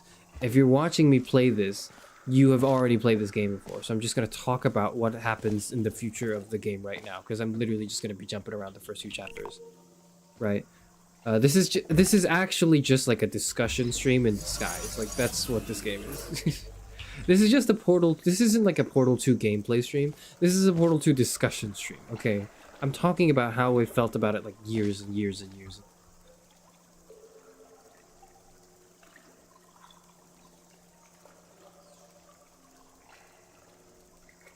You didn't know anything about this game?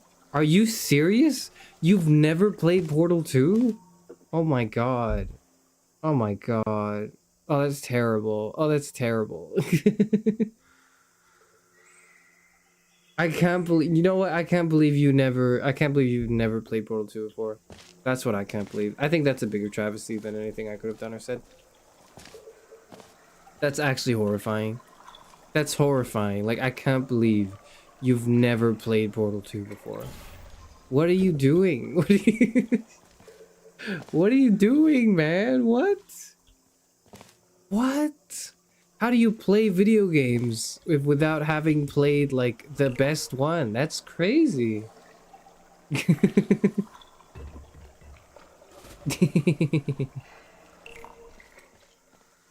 Oh, shoot. What do you want? I want you. What do I want from you? I want you to like shut this stream off right now. I want you to shut this stream off right now and buy the game and then play the game. It's like 4 hours or 5, I think. Is it? I think it's like 5 or 6 hours. Like, it's not very long. It is like the greatest 6 hours of first-person puzzle solving you'll have in your life. I can't. You literally can. Okay. Because I'm gonna talk. Okay, I actually, unironically though, I'm going to be talking about this game, so I'm gonna be like spoiling it. Okay, I'm gonna be talking about it. I'll try to like sidestep stuff that's like directly thing happened in game, but like I can't talk about it without spoiling it. So this is your first and final warning, I guess. Functional in apocalyptic low power environments of as few as 1.1 volts. This is your first and final warning. I will literally be talking about this game. And I can't not talk about this game without talking about the contents of it. Wheatley is one of my personal favorite characters and how it's written. And how he was written. Like, who was it? What was it? Leo? Yeah, Leo, you said earlier, the first time I played the game, Wheatley made you so mad. He did too. But, like, it was kind of like, when I finished the game, I felt a sense. It was I think it was probably one of the first times I'd played a game, and I reacted. You know, you kind of initially you react on a surface level to what the game's presenting you. So if the game presents you with a challenge, you beat it. Okay, you feel good. If the game presents something frustrating, you are frustrated. If the game does something to make you feel sad, etc., etc. Right? But then, like, maybe, I don't know what it is, right? But maybe it's, for me, it was when the game was this good. It made me reflect on, like, you maybe step back a bit and think just like, wow, they were so good at making me feel frustrated about this character, that I actually love this character now in, like, a meta sense, in, like, a, wow, they're written so spectacularly, and, like, they've invoked emotions in me in a way that was, like, I didn't know I could feel that way about a fucking, like, robot, like a little robot sphere. Obviously, it's not a robot sphere in the sense that it's not like they took all the GLaDOS and Wheatley lines and, like, or rather, it's not like they wrote those lines by asking ChatGPT to write like a robot and then put it in your game, in our game. No, that's not what they did. A team of people sat down, deliberated on ideas in a writing room. They tossed shit onto the wall until it stuck, and then they had just brilliant craftsmanship that came after that. That's the result of this. It's, yeah, they're robots in the game, but you peel behind the curtain. They're so human. This game reveals something about our shared humanity. I just really like it. Okay, is what I'm trying to say, I guess. Surely this is the one that breaks. No? I guess not. Okay.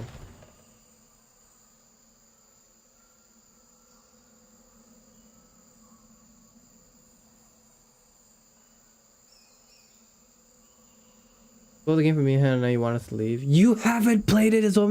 Okay, you know what? Okay, I actually can't accept that. I actually think it's unacceptable. I'm genuinely frustrated now. I'm a little frustrated. You know what? We're gonna start like a, what are those called?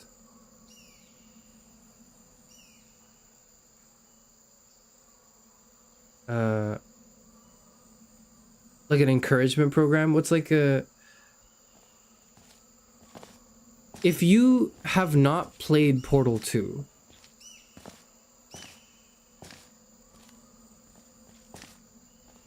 if you've never played Portal 2 and you play it, I will, like, and you play it on, like, the Discord, I will literally be there to watch you play it. Like, I actually can't, I need to start, like, a program. You know how institutes, like, will have programs to encourage, like, workers, for example, if there's, like, a shortage of welders or like electricians, they'll make like a program with like financial benefits to incentivize this. Yeah, incentivizing program, like an incentive program, an incentive rewards program. We need to start that for Portal 2, or for Portal and Portal 2, I guess, because I played Portal 2 first, but I feel like it makes sense to start with Portal 1, which is also because it's also really short. It's a really short game, right? There needs to be an incentives program in our Discord where if you haven't played it, you will get like a slightly larger amount. You will be given a slightly larger amount of validation and attention if you do finally decide to correct your mistake and play it. That's what we should do. Best stream Portal 2 you'll watch? Yeah, probably. This is like an this is like an intervention. Yep. You have what? Am I showing my age? Is it because I'm 60 years old and the youth of today don't have an appreciation of the classics? This can't be right. This cannot be right. We need to put this shit in schools. We need to put this shit in schools now, okay? We need to put this shit in schools. We can't. This is an uneducated populace. This is an unrefined culture that I'm standing in. Like this is actually unacceptable. This is crazy. I'm explaining, like, I'm going on like a lecture 304 of Portal 2 when none of you have even done the required reading that was like necessary 2 years ago in the module you had to take, like the 2 prerequisite modules you need to take for this. That's fucked up. You need to go back to 101. I'm gonna go back to 101 with you. I'm gonna hold your hand. You're gonna have to like go through the entirety of Portal and then Portal 2, and then we're gonna go into this discussion. Okay, that's crazy. You don't have a computer good enough to play it? That's bullshit. I played this game on like an 11-inch MacBook Air where I would average about 20 frames. No, I would average 15 frames in Counter-Strike Global Offensive. And the way I got around that was by plugging in a USB fan to one of the fucking side ports and then having the fan directed to the back of the laptop. So I would go from 15 FPS to 20 FPS, and I got to Master Guardian Elite on that laptop. Okay, you have no excuse. This game is the most accessible, like any computer can run this, okay? You can run Portal 2 on anything. It's an old game that's incredibly well optimized, okay?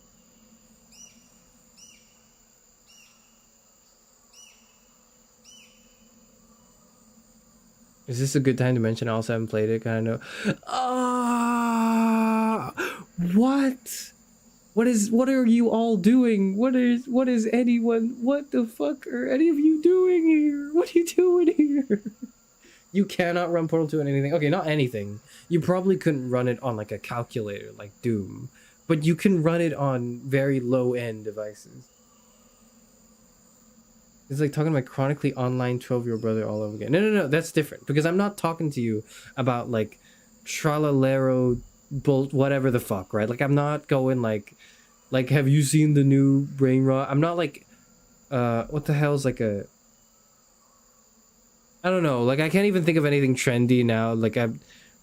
I'm not even going like what this, I can't believe you don't know what this Sigma, because that's like, I'm not referring to like a fad. I'm not referring to something that will fade in time in like a month, the newest trend. I can't believe you don't know Gleep Glorp. You know, that's not what I'm saying. I'm referring to like this contemporary piece of like classical history in like this entire medium of video game of which I am a streamer of. Like, you're not new to my channel. I have played video games in the past, and if anyone plays video games, you should have at least a somewhat basic understanding of Portal and Portal 2. Like, you can't talk about philosophy without at least like an understanding of Descartes and Plato, right? Like, it's because that's where you start. After that, you can kind of branch and like you go into things that you're interested in, or like fields or like philosophies that you're more inclined to believe. But you have to at least have some very basic, at least superficial understanding of Plato and of Descartes to like engage with it, right? Because that's the whole, because they get you into the mindset of engaging with it. Like, this is like, this is like the quintessential, this is like the quintessential, this is one of the quintessential like video games, okay? This is like the video game. This is John video. If it was personified, this is John video game, okay? Like you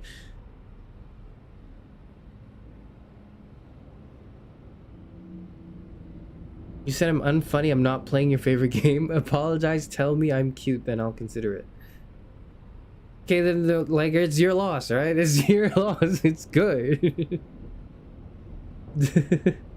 Play Portal 2 on the Xbox. You can play it. Yeah, it's on the Xbox. It's on the Xbox. Okay.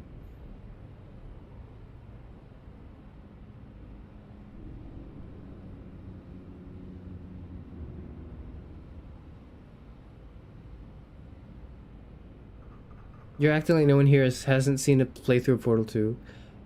Okay. Yes, because I literally just mentioned something about Wheatley, and then 2 people in chat were immediately like, I can't believe you spoiled Portal. Like, obviously you said it ironically, but still, like you all, like, 2 people did not know the plot of this game. That's fucked up to me. Okay, that's I just realized this is also kind of fucked up. What am I supposed to do? Oh, I'm supposed to go into the elevator. Okay. I thought I was exiting it. I was talking for so long, I forgot.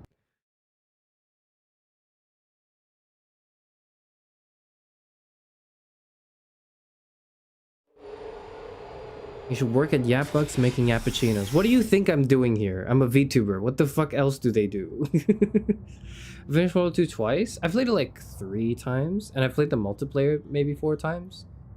But yeah.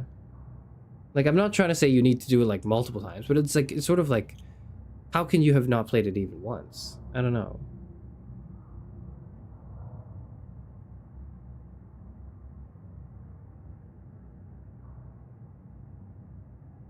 I'm gonna make a Charis plushie so I can put him in a jar and spit. Whoa! Okay, I'm not reading that anymore. This next test applies the principles of momentum to movement through portals. If the laws of physics no longer apply in the future, God help you. God help me indeed. Oh. Trade deal, we make everyone play Portal and Portal 2 in exchange you play Left 4 Dead. I'll play Left 4 Dead. I'll play Left 4 Dead 2. I don't think I have a Left 4 Dead 1, but I have 2. I'll play Left 4 Dead 2 if I can find people to play it with. If I can't find people to play it with, I won't play it. Because it's like, it's the type of game that you need to play multiplayer or else it's not fun.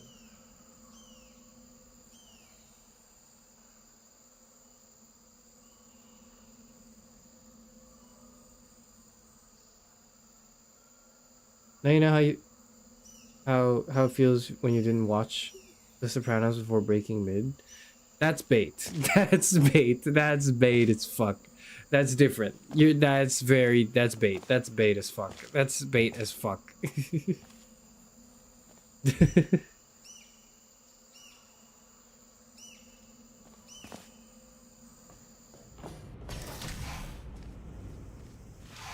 Like, if you weren't into women, then GLaDOS might change your mind, is what I'm trying to say. If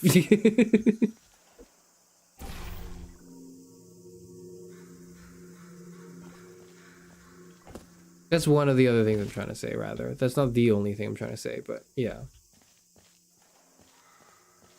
Okay, what do I do? Oh, I don't know. I know what I'm supposed to do. Okay, yeah. So they even, like, show you... It's funny because they show you what you're supposed to do. Step 1, you hop off, and step 2, you will zoom through the portal.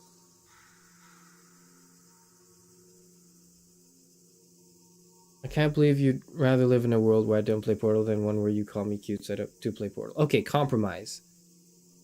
I will concede that you would be cuter if you knew what Portal was and you have played it. Any person right now is marginally cuter if they have a play history of Portal and Portal 2.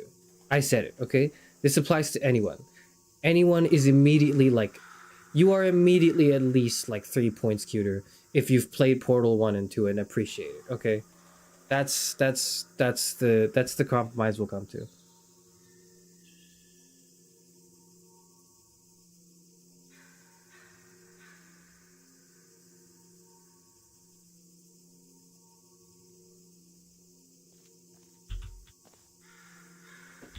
How do I go down? Fuck. We'll try again. We did it. Oh, this is fun. I remember that some of the puzzles later were much harder than like I had expected them to be on replays. So I played this game like 3-4 times, right? I think the first and second time I replayed this game, or maybe third as well, I don't remember.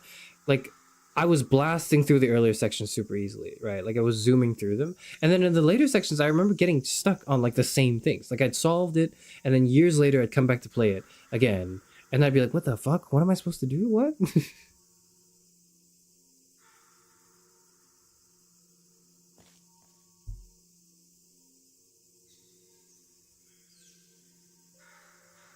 This is like talking to my manipulative father. No, I'm saying you get like 3 points. That's not, whether or not that reaches some sort of arbitrary standard is entirely up to you and not of my concern. But I'm just saying it is an objective fact that you are probably a more attractive person if you have some sort of knowledge of Portal and Portal 2. Fuck. Let me put this back. Okay, that worked, yep. If you are a non-employee who has discovered this facility amid the ruins of civilization, welcome. And remember, testing is the future, and the future starts with you. It's kind of like, no, but it's kind of like, when you're in like a museum or something, or like an art gallery, and you see someone who's not just pretending like they understand, but they actually do understand and like appreciate the art that's there. Because the thing is, right, it's not just that like if you are an art enthusiast, because I'm not really like much of a visual arts enthusiast. Like, I'm not very acquainted and familiar with its history. I'm not very good at engaging with it at all, like on a level of analysis or a level of creation even, right? Like, I can't do any of that. But if I see someone like who's really good at that and who's able to see and appreciate the value of that like art, then they're like they're suddenly like a lot more attractive of a person. Like, wouldn't you agree? Isn't that like the thing? And so if we extend it to this case, right? If someone has, or rather someone who has an appreciation and an understanding of the classics will be would be objectively a more attractive person than someone who doesn't. Right? Doesn't that make perfect sense? Like everything else I say?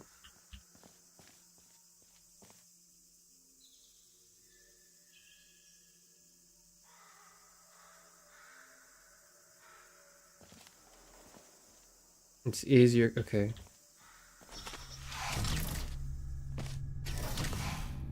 Reaching 2 hours, we're about to end. Okay, we'll like end when oh, there it is. We'll end in like, I don't know, another hour or two. Excuse me.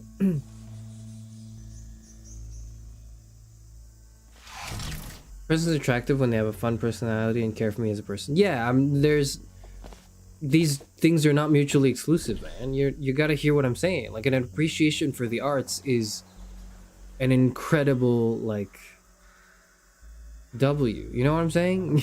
Does that make sense? I hope that makes sense. It should make sense. Whatever. Where's the board? There it is.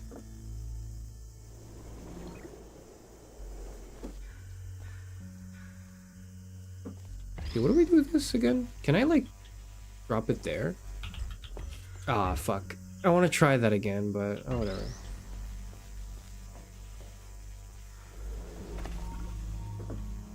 Uh-oh.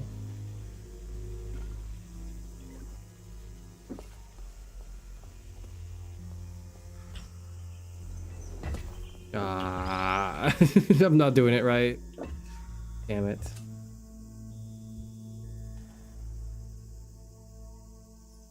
I don't know, man. If a girl treated me like GLaDOS treats Shell, that's good enough for me. Okay, that's not agreeable anymore. I'm not agreeing anymore.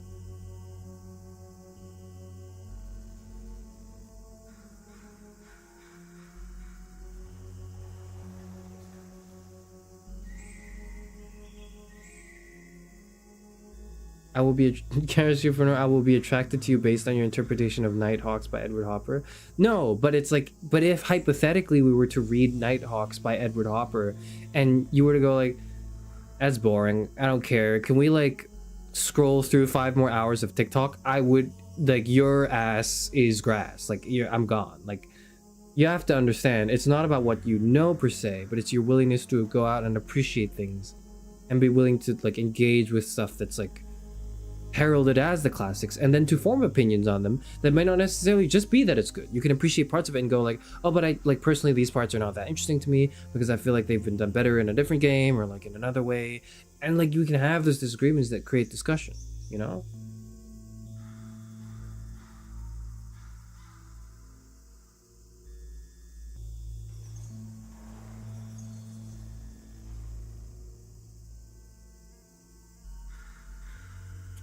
Hi Kay, everyone. You're awesome and fantastic. I've also forgotten about this membership. Sorry, and thank you whoever gifted me the membership. I mean, I didn't know either. Somebody gifted you members. Probably did it. It was probably Terradrill. So, congratulations on a month. Do I say congratulations or do I say welcome? What the fuck do I say? I'm just gonna acknowledge that you're here, I guess.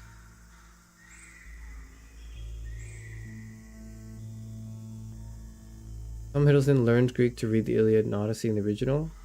Yeah. Real as fuck. I wish I could do it. I just don't like. I wish I could learn Greek and German. Those are probably the 2 languages I want to learn.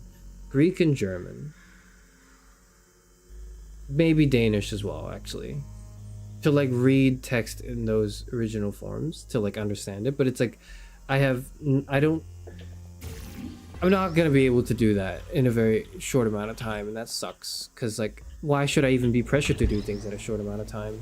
Holy shit, I can't believe that worked. What the fuck? I didn't think that would. Wonderful, okay. What am I supposed to do now? Oh, that again, okay. Well, here we are. Right? There? Yeah. And then we do this. Okay. Yep, that's fine.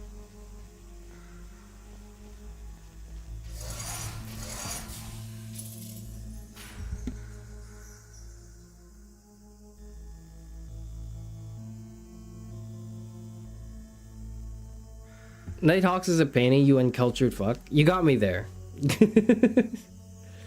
It's embarrassing? Yeah, because like I'm telling you, I can't appreciate art. I'm literally, the reason I raise this example is I'm trying to relate to you on like a human level. Like I'm trying to say that I don't have an encyclopedic knowledge of stuff, and really I have less of a knowledge base than anyone should be in my position, right? But the point isn't how much you know. The point is you're willing to just sit down and look at it and go like, okay, I'm gonna try to make sense of it, and if I can't make sense of it, I'm dumb. It is what it is. Whatever. You know what? Fuck it. Let me Google it. God damn it. I might have seen this. Actually, because I don't ever remember the title of paintings.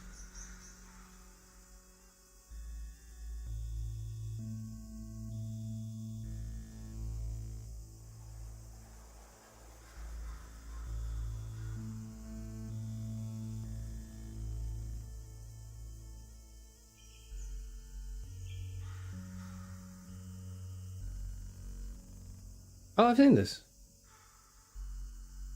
I have seen this. Yeah, I've seen it, and I can't. It doesn't speak to me, and I feel like a sense of shame and remorse that it doesn't really speak to me. That's an L. That is a huge like terrible thing. Well, it's not like terrible, but it's a huge like unfortunate thing. Because I wish I were more educated on it, and I'm just not.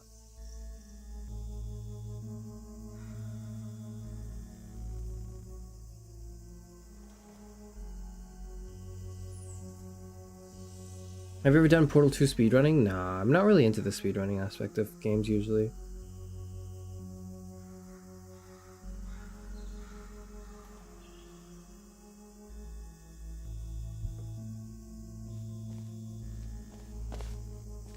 Where the fuck am I going? I forget where I'm going. Oh, I remember where I'm going now.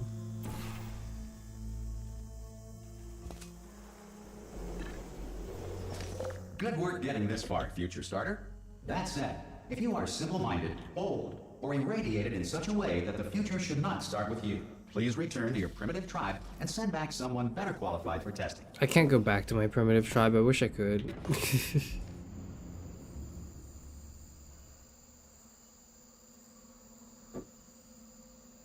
Are you still in the tutorial area? Yeah, because, like, as evidenced by the fact that I still have one portal in my portal gun, yes. I spent like 2 hours and I'm still in the beginning bit.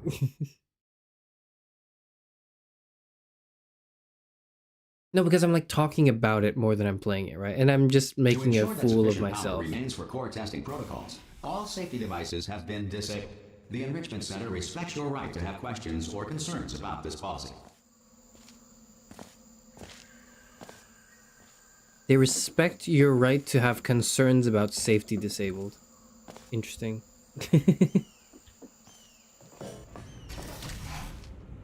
Yeah, it is too. You can tell because it's like the lab is like fucked up. I'm up here. Hello.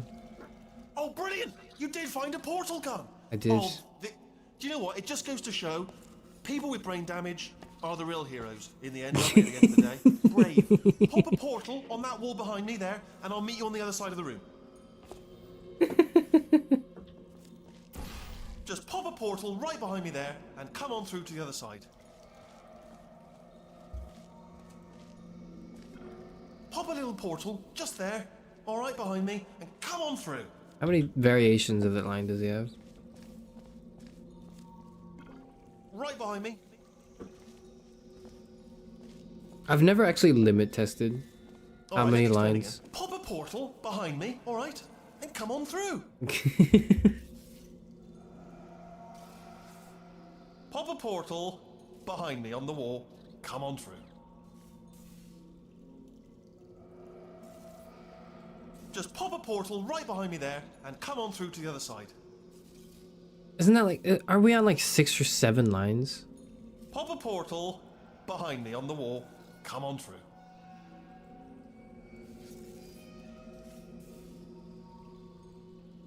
All right, let me explain again. Pop a portal behind me, all right, and come on through. Okay, we'll stop. Okay, listen, let me lay something on you here. It's pretty heavy. They told me never, never, ever to disengage myself from my management rail or I would die. Oh dear. But we're out of options here. So get ready to catch me, all right, on the off chance that I'm not dead the moment I pop off this thing. But why would you do that? I mean, we are on a dead end, I suppose. Ready? Yeah. 1, 2, Yeah. 3. That's high. It's too okay. high, isn't it? Really, that. All right, going on 3 just gives you too much time to think about it. Let's go on 1 this time. Okay, ready? Could you lower yourself a bit more? Ow. Ow. I'm not dead. I'm not dead. Oh, brilliant. Thank you. Great. Plug me into that stick on the wall over there, yeah? And I'll show you something. You'll be impressed by this. Okay.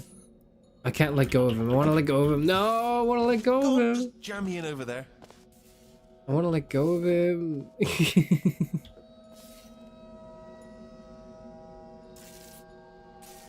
Right on that stick, over there. Just put me right on it.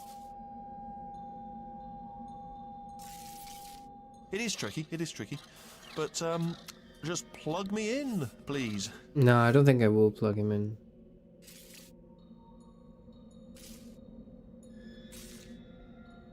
Plug me into that stick on the wall over there. I'll show you something. What if you disobey every instruction Willy gives you? I think the game just doesn't progress if you like don't. It does sound rude. Do I'm what not he gonna lie wants. to you. It does sound rude. It's not. Put me right on it. Stick me in. Though I think that's one of the leading questions that led to the Stanley Parable. Though is like, what if I just didn't do what the narrative voice in my head told me? It is tricky. But just plug me in, please. You have nothing. There's like literally no other thing you can do in this situation. Unfortunately. Yeah, I can't do it if you're watching. Seriously, Okay, I'll look I'm not away. joking. All right. Could you just turn around for a second? Yeah.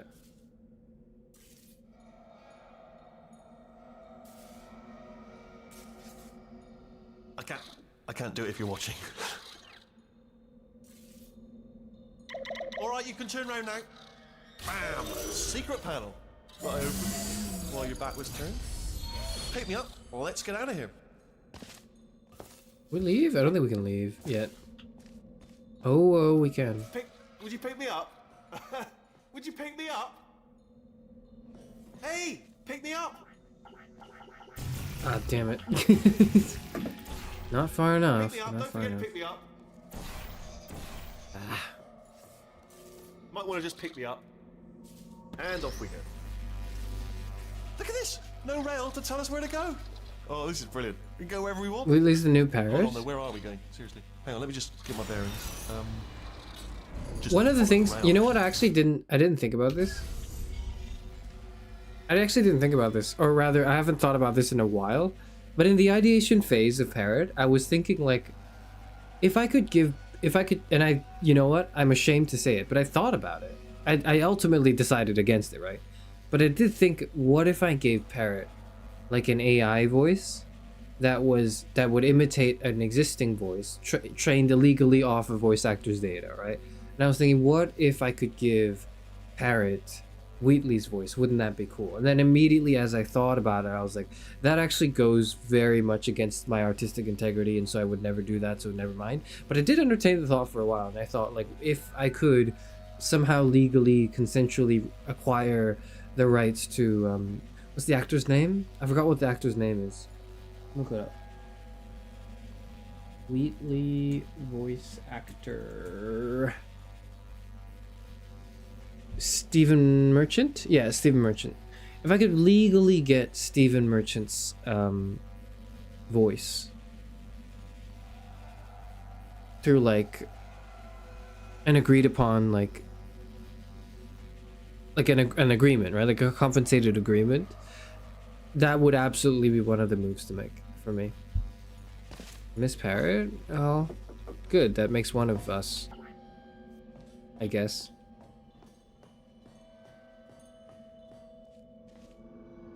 Oh no. Yes, hello, no, we're not stopping. Don't make eye contact, whatever you do. No, thanks, we're good. Appreciate it. Keep moving, keep moving. Hello? Hello? I'm different. Aw, damn. I'd always actually like tried to help him avoid it. I never really tried to get him killed. I want to be the new voice actress of the new Parrot. No. Finally got rid of him. You want another one? No.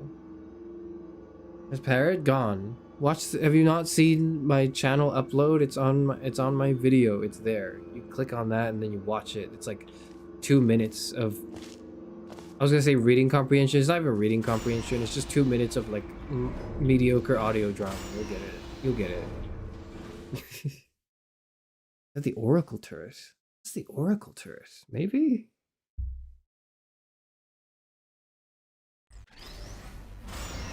Probably ought to bring you up to speed on something right now. In order to escape, we're going to have to go through her chamber. Oh, and yes. she will probably kill us if she's awake. If you want to just call it quits, and we could just sit here forever, that's an option. Option A, sit here, do nothing. Option B, go through there, and if she's alive, she'll almost certainly kill us. Okay. So, if you've got any reservations whatsoever about this plan, Yeah. now would be a tremendous time to voice them. Okay. Right now. Well, In case you thought to yourself, I've missed the window of time to voice my reservations. Still open. right. Also, yeah, the other thing is like the silence of your character is a strong part of the characterization, and not just like an inherent flaw of the gameplay loop in that like you can't say anything, like the game has no way to recognize your agency, or like maybe not your agency, but your voicelessness, and it's never old. I never get old of like the characters going like, you're really awfully quiet. Do you want to like, express your thoughts? And then you just like jump around like it's in Minecraft. Like it never gets old for me. I don't know. It's fantastic. Again, maybe I have rose tinted glasses when I'm looking back at this.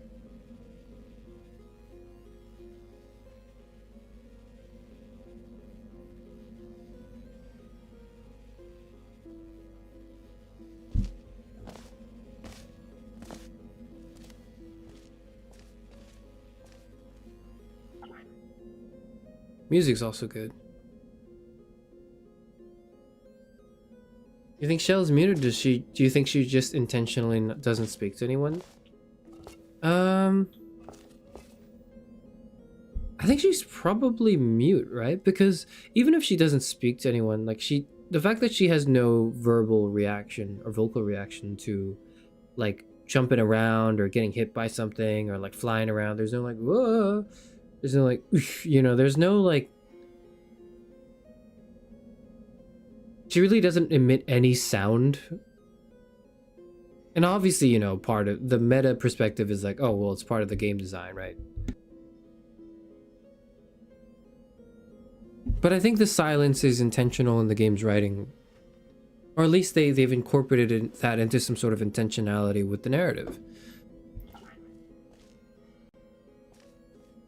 There's 2 theories? I don't remember the theories, actually. I was gonna say I remember them now. You can tell me the theories. Maybe it is brain damage. Well, that doesn't explain how I solved those puzzles so fast in record time, though.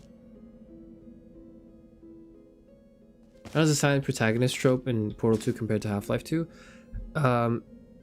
I cannot give you a good answer because I haven't finished Half-Life 2, but from what I've done in Half-Life 2, I would say the main difference for me is that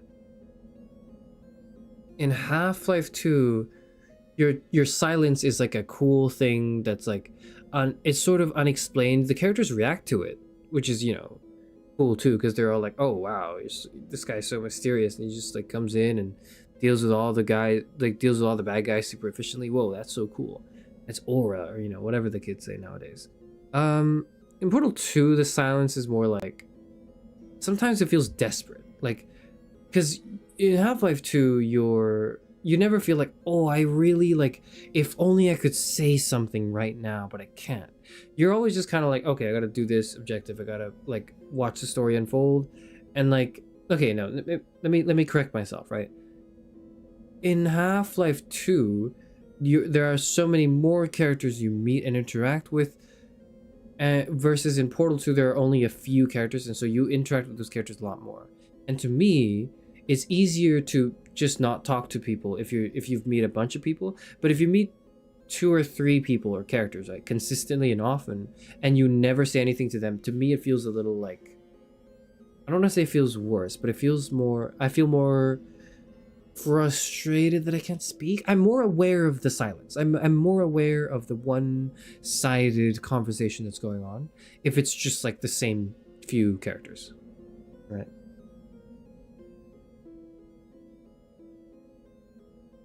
First theory is that she's mute. The second is that she refuses to acknowledge a word that GLaDOS and Wheatley say and therefore don't respond to them. I mean, but she does acknowledge them in like simple actions. Like Wheatley drops down and goes, okay, pick me up, and then you like pick him up. Like that's an acknowledgement, right? I don't like that theory. I like the theory that she's mute. I think it does more explanatory work when she's mute. Because in Half-Life 2, you've got like grunting and like hit sounds, right? You got like, isn't that like a thing? Am I misremembering? Am I dumb? Am I misremembering what goes on in Half-Life 2? I actually think I'm misremembering. I actually don't think you make any sounds in Half-Life 2.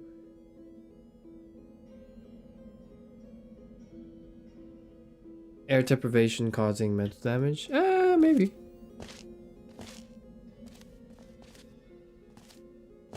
Okay, I'm gonna lay my cards on the table. I don't want to do it. I don't want to go in there. Don't go in there. She's off. She's off. Don't panic over it. She's off. All fine. On we go. There she is. Holy shit. Okay, like, now's the time to talk about it, right? I love the way they reintroduce GLaDOS in this game as well. Because, like, you know she's there. She's in this title. She's in the splash art of the game. She's in, like, everything she's the biggest part of the first game, obviously, by far, like, bar none. And so the game starts you off with Wheatley first. As this almost, like, what is it, duagonistic? Like you're both protagonists in some way, it feels like at first. you quickly realize Wheatley's incompetent, and then you kind of become you assume the role of protagonist. But prior to that, it feels like, okay, you're being reintroduced to GLaDOS, who you've beaten once before in like the first game, right? And this time you've got help. Surely, like, you've got a new ally and companion. Surely this time this should be a piece of cake. And then you walk in and it's like, well, I mean,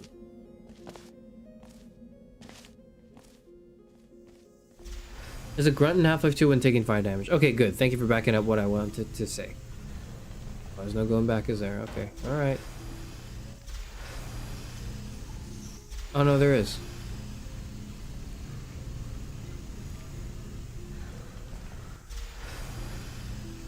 Can we, like... Okay, no, I guess not. I was trying to crush him in the door. There she is.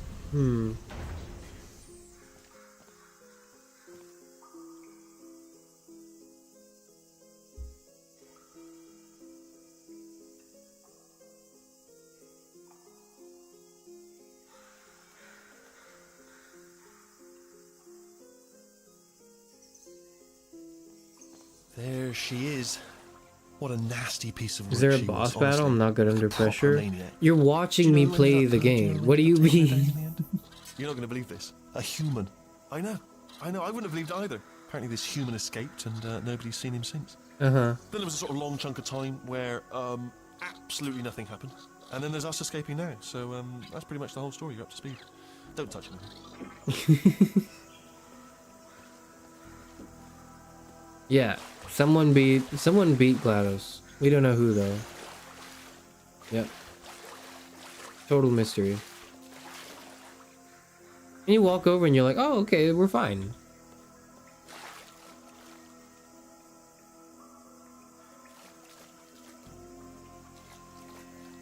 Oh, I love the music here as well. Oh, it's so good. Oh, it's so good.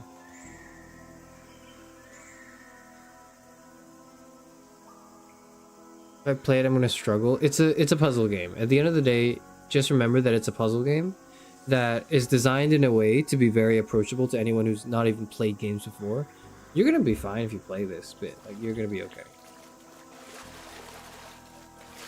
Oh shit! There's the escape. There's the arrows. I think we're in the clear. I think we're in the clear. We don't jump in here. That's not the idea, is it? Yeah, we can't. No. Though you're led to believe that when you're like when you move to this section and you see the go into the little incinerator, you go, oh, okay. I just like I can't do enough justice in explaining why I love it so much. Okay, I guess. down these stairs. Okay, down these stairs.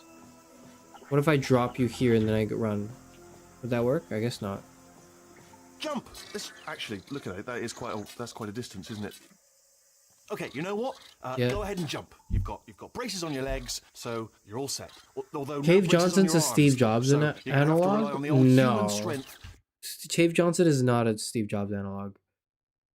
Cave Johnson is his own sort of thing. I think he's like he might be an analog to something or someone, but he strikes me more as a concept than as a person.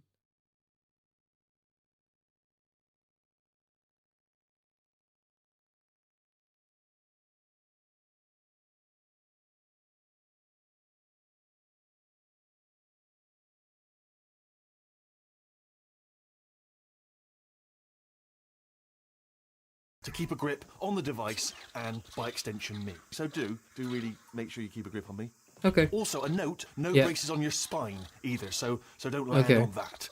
Or your head. No braces there. That could split like a melon from this height. Ooh, I don't want to think about that. So do definitely focus on landing with. That's your fine, legs. but why did you have to put that image in my Quick mind? question. Ah! Oh, still held. Still being held.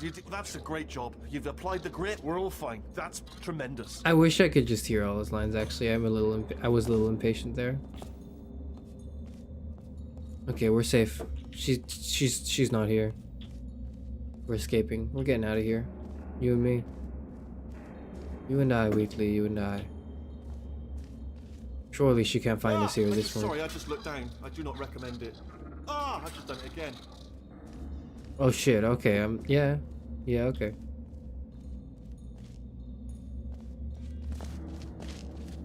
I actually don't remember this part. What the fuck? Where are we going? This is the main breaker room.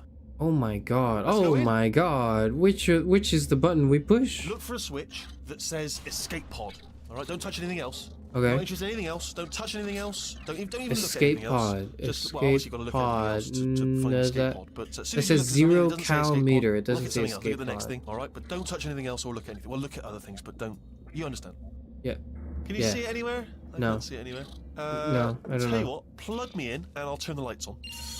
Okay, I don't know if I would trust that. Oh fuck! I didn't want to do that. I didn't want to do that. I didn't do that. That's God. I was quoting God. That's God. I was quoting God. It's so good.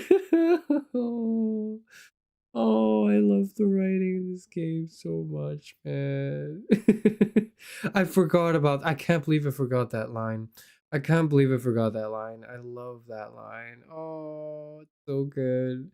I remember when I first like played this, and then for a week straight, whenever I turned the lights on, I would go like, I would say like bar for bar, I would go like every light. That was like a reference to God. I was quoting God.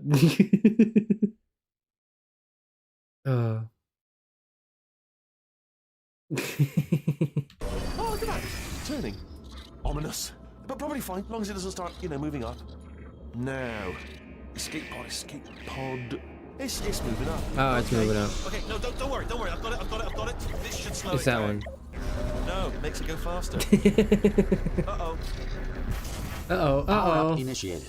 Okay, Uh-oh. don't panic. All right, Why are you stop powering it panicking. up? Why are you doing that? Still Why are you stop doing this. that, Weebly? Why are you doing that? Why are you doing that, Oh, Weebly? there's a password. Okay, it's fine. I'll just hack it. Not a 1111. A, Oh, A, fuck. A, Get me out of here. Get me out of here. A. That is not an efficient way to power up, is it? Oh, shit. Power up complete. Okay, listen. All right, new plan. Act natural. You've done nothing wrong. Nothing wrong. Oh, it's you. Oh. You know her? It's been a long time. How have you been? I've been really busy being dead. You know, after you murdered me. No.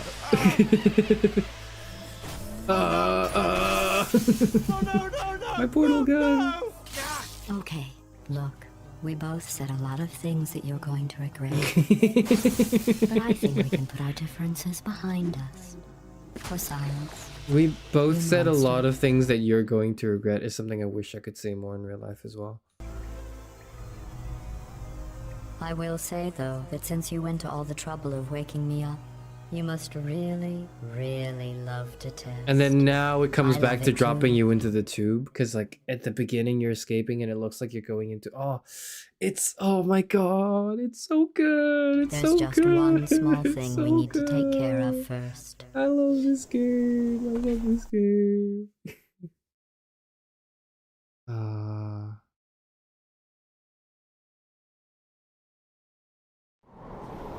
Please focus on my wife. Yeah, okay.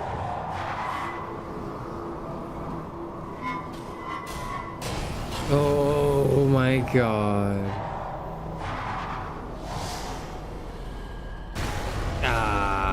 My legs.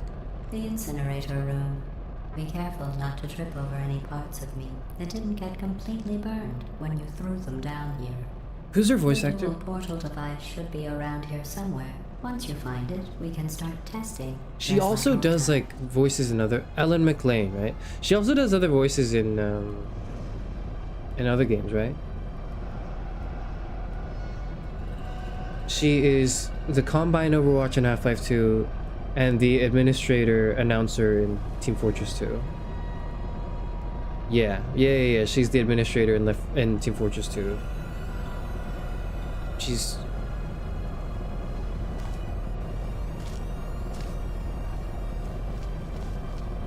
She's the one that goes, the cart is nearing the checkpoint. Like, that's her. And then she does, like, the GLaDOS voice is crazy.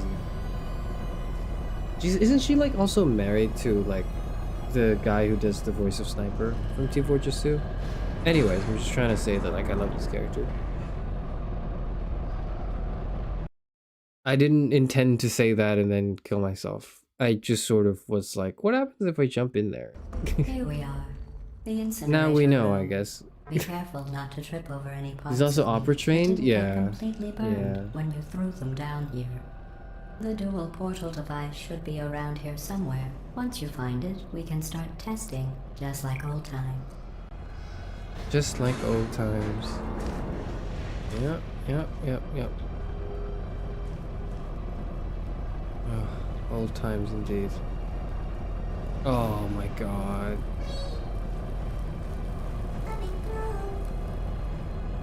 Is there another one we could pick up? No? Okay. I think if you go fast enough, you can pick that one up. I think. If I recall correctly. Which I might not be able to do. There it is. There it Hold on. is. There. She really wants me to have it, huh? Good. You have a dual portal device. There should be a way back to the testing area up ahead. Testing. Testing is fun. I like testing.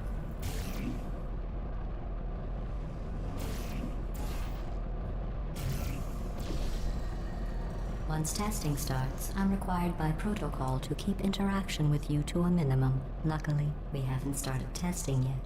This will be our only chance to talk. God, I love her.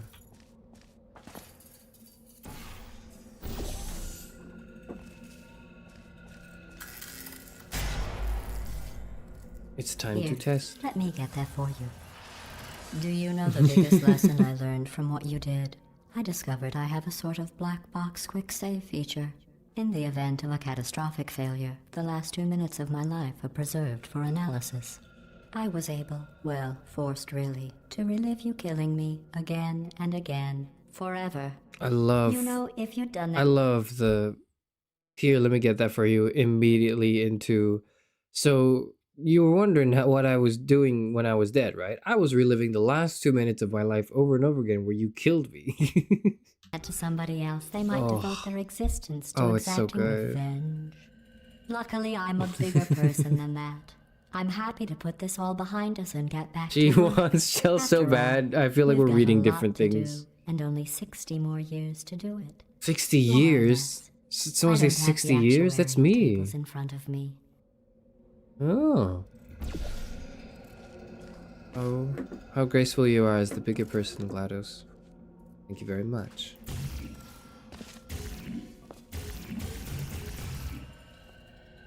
Can you, like, shoot that? No, I don't think you can. Never mind. I don't think you can.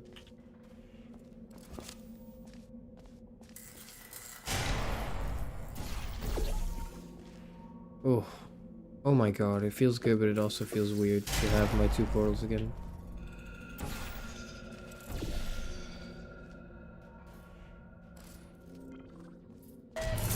What the fuck? What was that? Beep. Okay.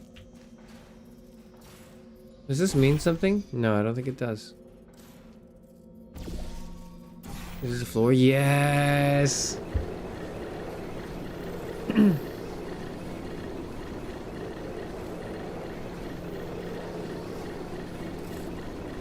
That was definitely crazy for Shell, there's no denying it. Well, that's one way to put it that I suppose I'm inclined to agree with. Anyways, like, I remember when I first played Portal as well, this is one of the first things I did, was to immediately give myself, like, a seizure. And now you have to sort of experience what it was like to be me, circa 20 whatever, when this game came out, or shortly after this game came out. I don't think I played it exactly when it came out, but I played it shortly after. When did this come out? Wait, shit. Portal 2 release date. It is 2011, so that's 14 years ago. Yeah, so like, yeah, I played it around the time when it came out. Yeah, like 14 years ago. I got my grubby hands on this game, and then I did this.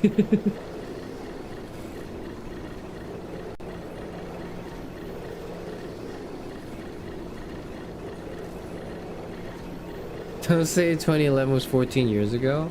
Well, if it helps, in another year it would have been 1.5 decades, if that helps. Ground your sense of reality as to the passage of time. Have you seen the video where they put portals on the two pistons with the camera in the middle? No, but that sounds fun.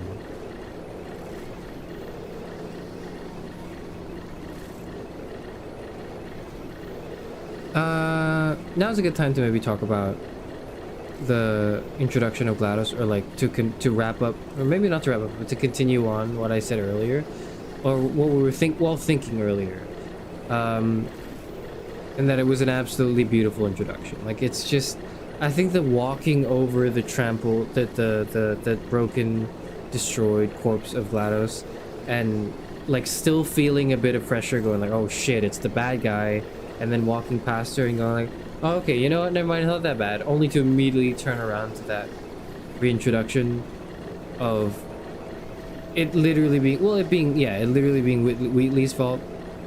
The reactivation of her is just sublime. It's all so good.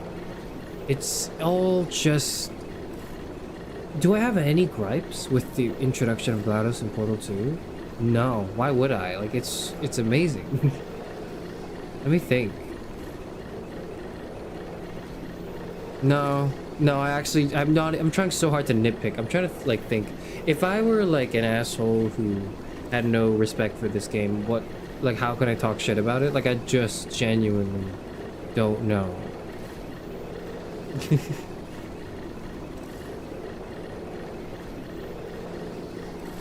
Okay, we're done. Alright, we'll do something else. 19. I'll just move that out of the way for you. This place really is a wreck. It is. But the important thing is you're back. It is. And now I'm on to all your little tricks. So there's nothing to stop us from testing for the rest of your life. After that, who knows? I might take up a hobby. Reanimating the dead. Reanimating the dead is the first hobby she wants. Oh. Oh, it's so good.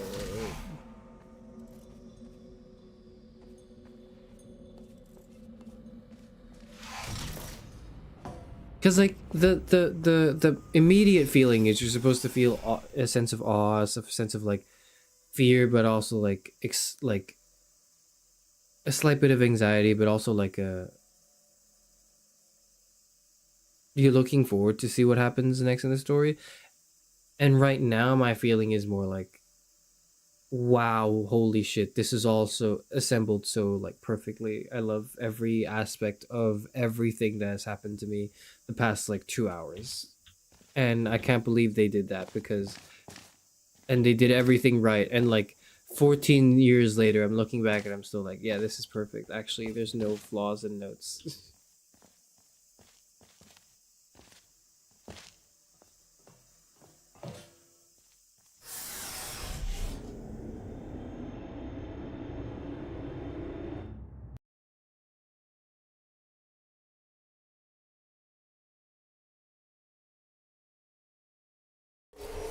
GLaDOS has parrots too? Does she? Chapter 2, The Cold Boot. That was chapter 1. Oh. Oh, I see. That was chapter 1. Okay.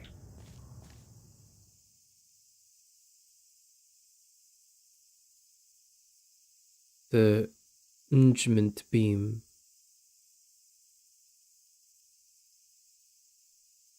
Does it say in this?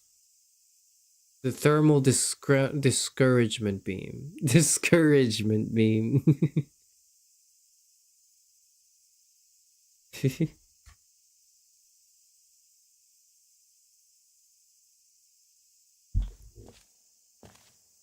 Sorry about the mess. I've really let the place go since you killed me. By the way, thanks for that. Sarcasm self-test complete. Oh good, that's back online.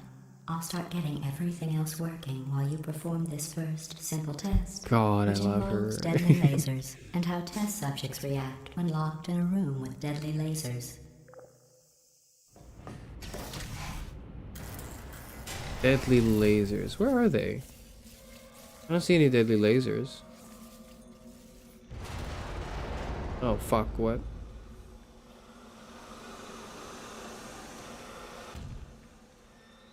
Yeah. Okay. Oh. Yeah. That's how I would react to a deadly laser.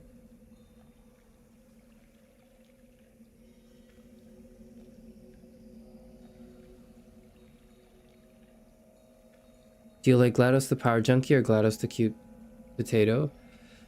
Power junkie for sure. The potato made sense and was a really interesting aspect of her character. But I feel like she wasn't, like, it was kind of like, it wasn't who she really was though. Who she really was the power junkie for sure. Like GLaDOS is at her best when she's in control. Do you know what I mean? Like she's, that's when her character shines the most. I love that they put her in the potato though. Like I love that part. I love that they did that to sort of like juxtapose her,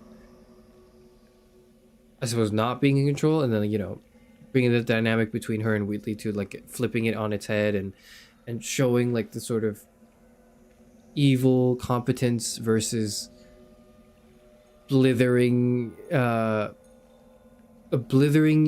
idiocy and evil. Like I just, and you kind of almost going like, you know what, I preferred the competent asshole back actually, now that I'm thinking about it.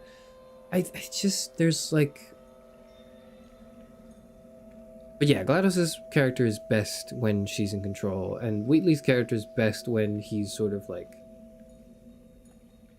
in your arms going like, oh, I don't know what to do, but I'm gonna try to help. You should move over there. You should like shoot a portal there. Okay, what if you did this? Like they're in their element when they're in those positions, is what I'm trying to say. But you can swap them. But when you swap it around, it creates a new interesting thing. I don't know. That's one of the more, like, in my opinion at least, the most interesting part of this story, of this narrative, is the way they turn it around, maybe is the way I put it, like midway, or they like the way the direction shifted. Because when I started Portal 2, I had an expectation for how the story would go. And then that expectation looked like it would happen. And it was going to happen, and then it did. And then the story continues from there in a way that I was like, oh shit, what? I thought that would just be how the game ends. What? Oh shit, that's not how the game ends? We're halfway through? What the fuck? And then, you know, they do the rest of it, and it's just like, it's beautiful. It's beautiful. It's beautiful. It brings a tear to my eye just thinking about it. How would you rank the personality cores? Space core is the least interesting, because all it cares about is space. I like, what was one? There's like an adventurer core. I like, kind of like adventure core. Don't remember who the other core was though.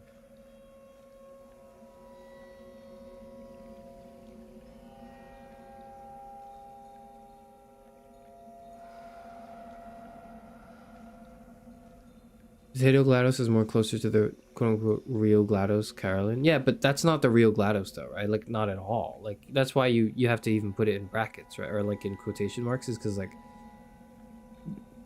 that Carolyn is the person who was sort of like, you know, the thing, right? But then that's not the character. The character is GLaDOS. That's the character. That's what matters.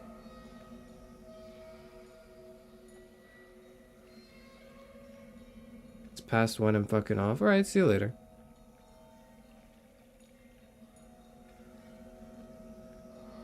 The nerd one with the cake recipes. I forgot which one that was.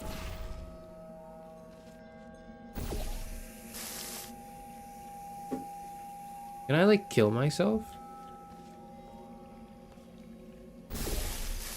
Yeah, you can.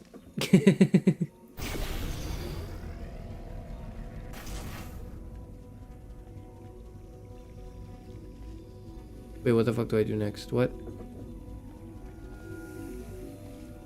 I just realized, what am I supposed to do next? Oh.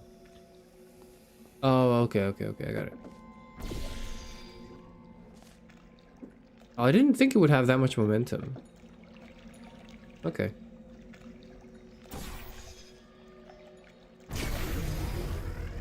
Not bad. I forgot how good you are at this. You should pace yourself, though. We have a lot of tests to do. I was pacing myself a fair bit. Don't worry, GLaDOS. God, I love this.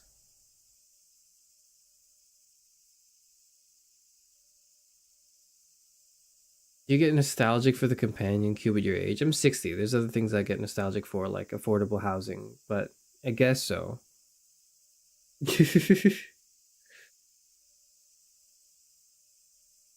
I'm more nostalgic for like being able to afford to eat out and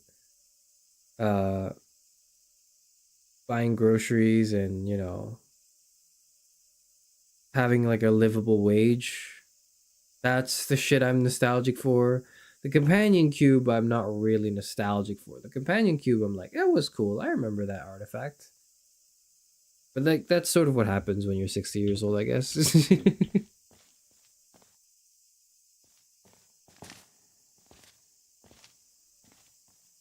Sure. Is this the next chapter or is it just the next chamber? I wonder. It's a companion cube? Oh my god. Holiday, have you also not played Portal 2? Can you please tell me you've played Portal 2? Or Portal 1 at least? This next test involves discouragement redirection cubes. I just finished building them before you had your, well, episode. So now we'll both get to see how they work. There should be one in the corner. Your episode. Oh. Discouragement cubes. What are those? What am I being discouraged to do? Or discouraged from doing? Oh. Oh no, I get it. I think? Hey. Yo! Where'd you go? Okay. I could have gone to him just now, I forgot. Oh well, whatever.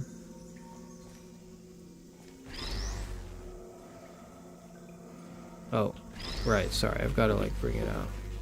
Oh, okay. Could we have killed Wheatley in time? No, I don't think we could have.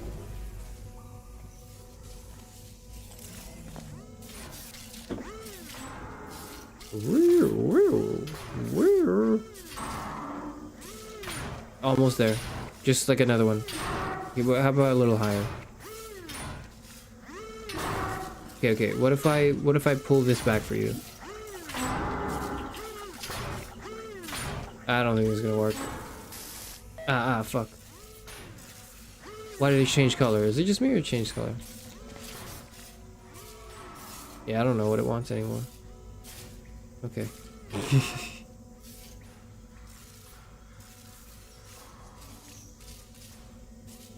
Game is the best achievement trophy chapter of all time.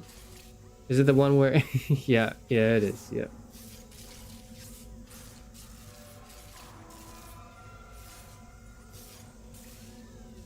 You haven't. Okay, yeah, it's over.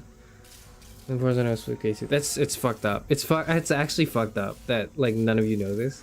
This is required reading. This is like, it's not, but it's like recommended reading, okay? This is not required reading, but this is like recommended reading for like, you need to, how have you not done this yet?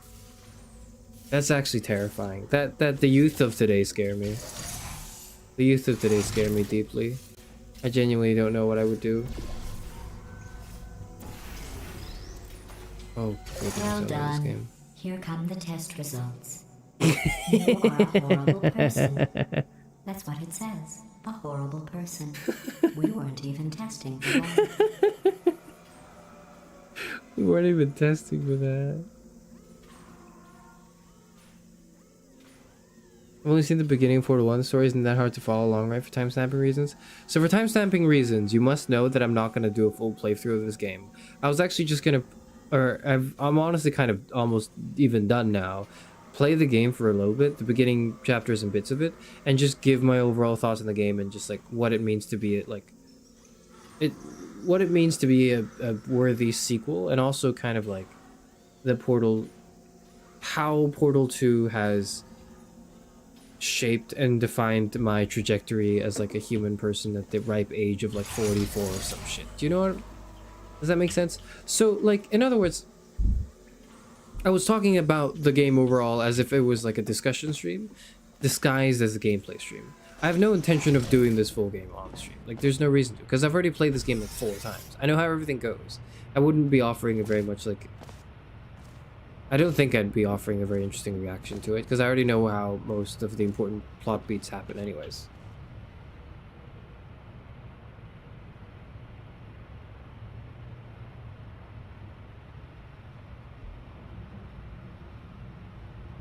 I just genuinely can't believe that none of you, or not none of you, but there's like been 4 or 5 people that are like, I actually have no idea what a Portal 2 is, and you spoiled the plot point for me while I was like talking about it. Like, I can't believe that. That's actually crazy. That's fucked up. That's like going like, I spoiled Macbeth for you. Like, what do you mean I spoiled Macbeth for you? What the fuck were you reading then in like high school? What?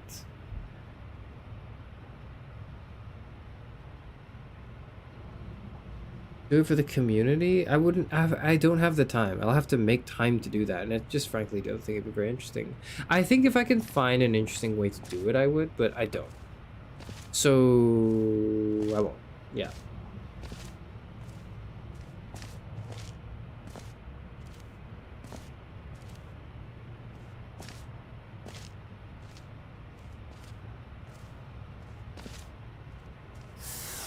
Shoot.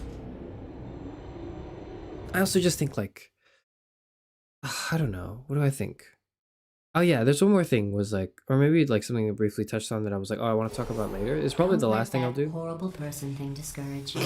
It's just a data point. If Yeah. it makes you feel any better, science has now validated your birth mother's decision to abandon you on a doorstep. Oh, it's so good. Oh, it's brilliant. Oh, it's so good. I fucking love this game. Oh.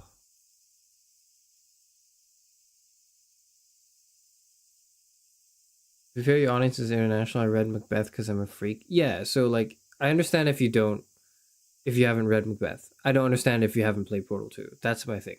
Is like, you could be from any background, but if you're watching a VTuber play video games and like, who's like 60 years old, how can you not have at least some sort of a tangential like reading of Portal 2? That's crazy.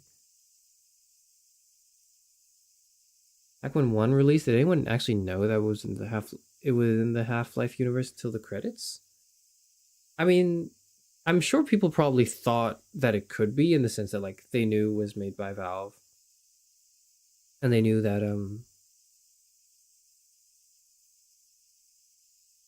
like the assets are very similar, and I don't know actually, you know, I'm thinking about it. Like I'm sure people thought, oh, what if they're the same in the same universe? Wouldn't that be cool? Like as a passing thought, until like the credits, right? Is probably what it is. I watch VTubers. That's good. That's good. That's good for you. I think that's good. I would overall, I would approve of that. Generally speaking, I would do that. The only Shakespeare I knew about until I was 18 was a movie, Romeo and Juliet. Okay, well, imagine if I told you that, like, Romeo and Juliet was a tragedy and you had the audacity to act surprised. Like, that's fucked up to me. That's fucked up. But anyways, to get back to what I wanted to say slightly. Oh, what the fuck is that? What the hell? What the fuck? What? Am I supposed to be here?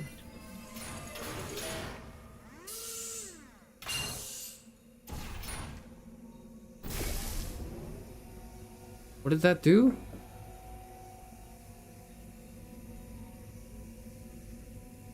What the fuck did that do? What am I trying to do? Where am I trying to go? Am I supposed to be here? Is there a point to being here? I can get here any time by using the portal gun.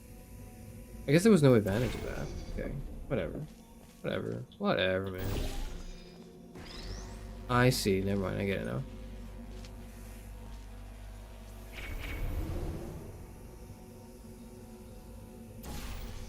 And then we want that. There. Fuck. There. Fuck. There. Fuck. There. Congratulations. Not on the test. No? Most people emerge from suspension terribly undernourished. I want to congratulate you on beating the odds and somehow managing to pack on a few pounds. Oh. Yeah. Oh, I really missed this. I missed being insulted in every step of my being. Not like just, oh, because she didn't just say you're fat. She did it in such a roundabout way that made you really think about it. Because of that, you can't just like in your head categorize it. Oh, it's like a random lame insult, I'll just ignore it. Like you have to engage with the joke to get the joke, and then when you get the joke, you realize it's at your expense. Like that's fucking, man, that's good.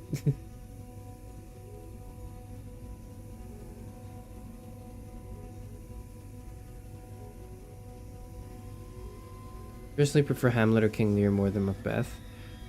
I kind of... Do I agree? I think I agree, actually, yeah. The people reading or talking about Romeo and Juliet as if it were a romance is crazy, though.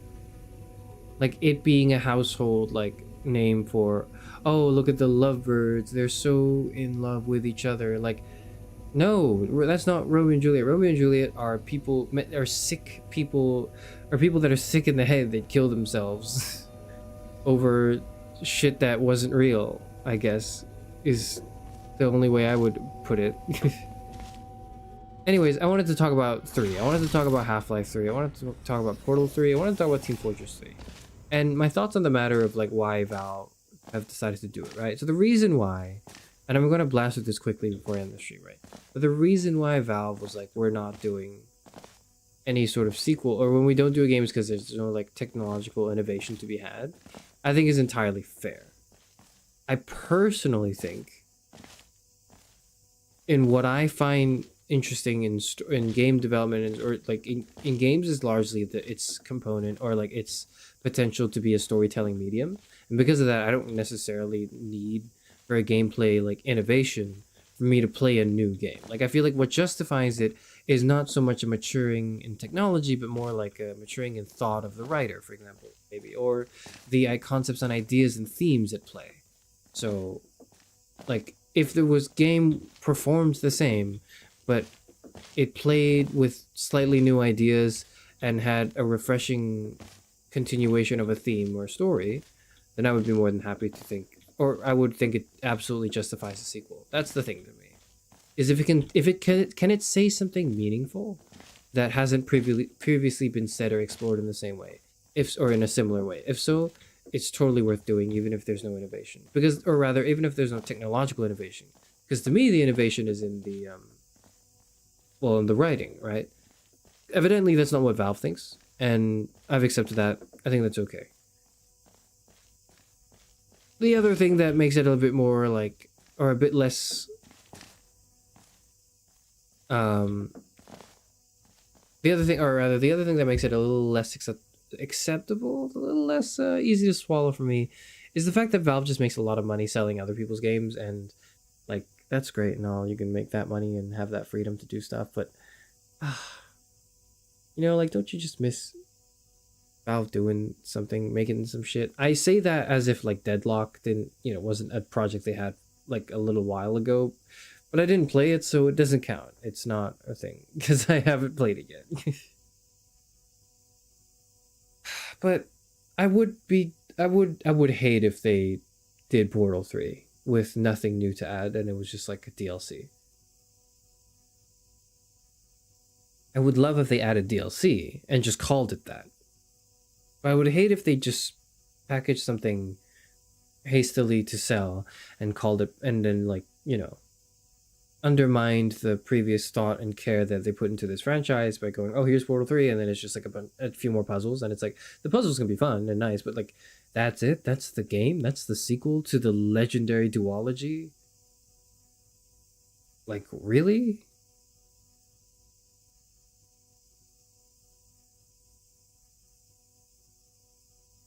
Send this to the folks at Marvel?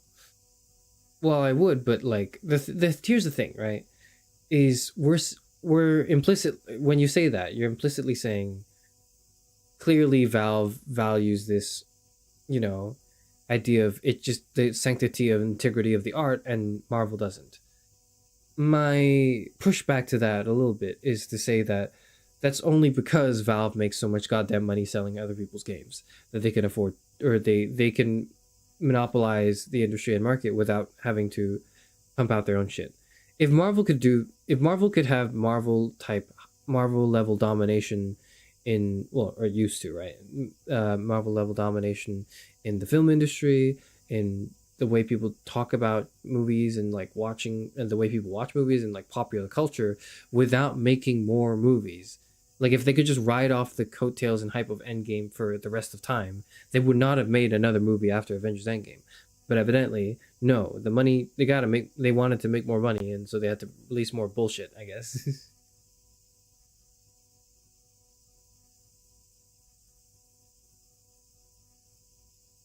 So convinced they'll never make a sequel to the Orange Box games because of the Mass Effect 3 backlash.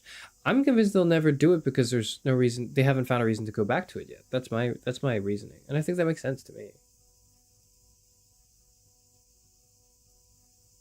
I've not heard anyone talk about Deadlock. I've heard some people talk about Deadlock, but I haven't played it, and like the people who have talked about it, it's just kind of like, oh, it's like, it's not like, it don't hit the same, you know what I mean? It don't hit the same. Counter-Strike did get a major overhaul, though. Counter-Strike, now it's like Counter-Strike 2 instead of Counter-Strike Global Offensive, which is really funny that like they called it that, and I think they knew that too. They really made it a 2 and not a 3 or a 4 or any other number beyond 2. Did you play the recent Portal thing that came out? Aperture Desk Job? No, because it's like on the Steam Deck. It's like a Steam Deck function. It's a Steam Deck tech demo, right? I love that they did that. I think it's really cool. It's cute, but it's like, I don't have a Steam Deck, and my device is not quite a Steam Deck, so I don't think it would even work. But I appreciate that they did that. I think that it's neat. It's neat.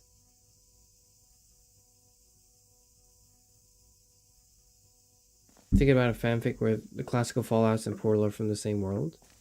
I find it hard to think about because it's like post-apocalyptic stuff. Yeah, it makes sense, but beyond that,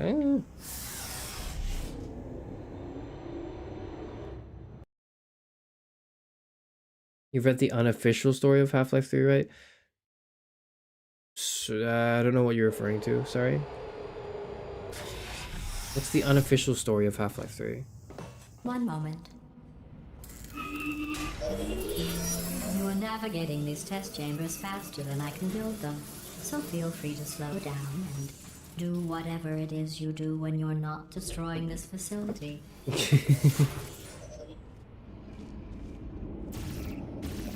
Freedom, right there.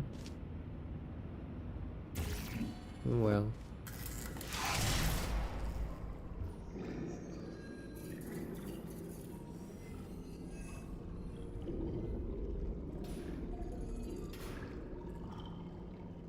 Maybe a signal from the end of the world so when Portal gets a remake. No, it'll be Half-Life 3 first, I think.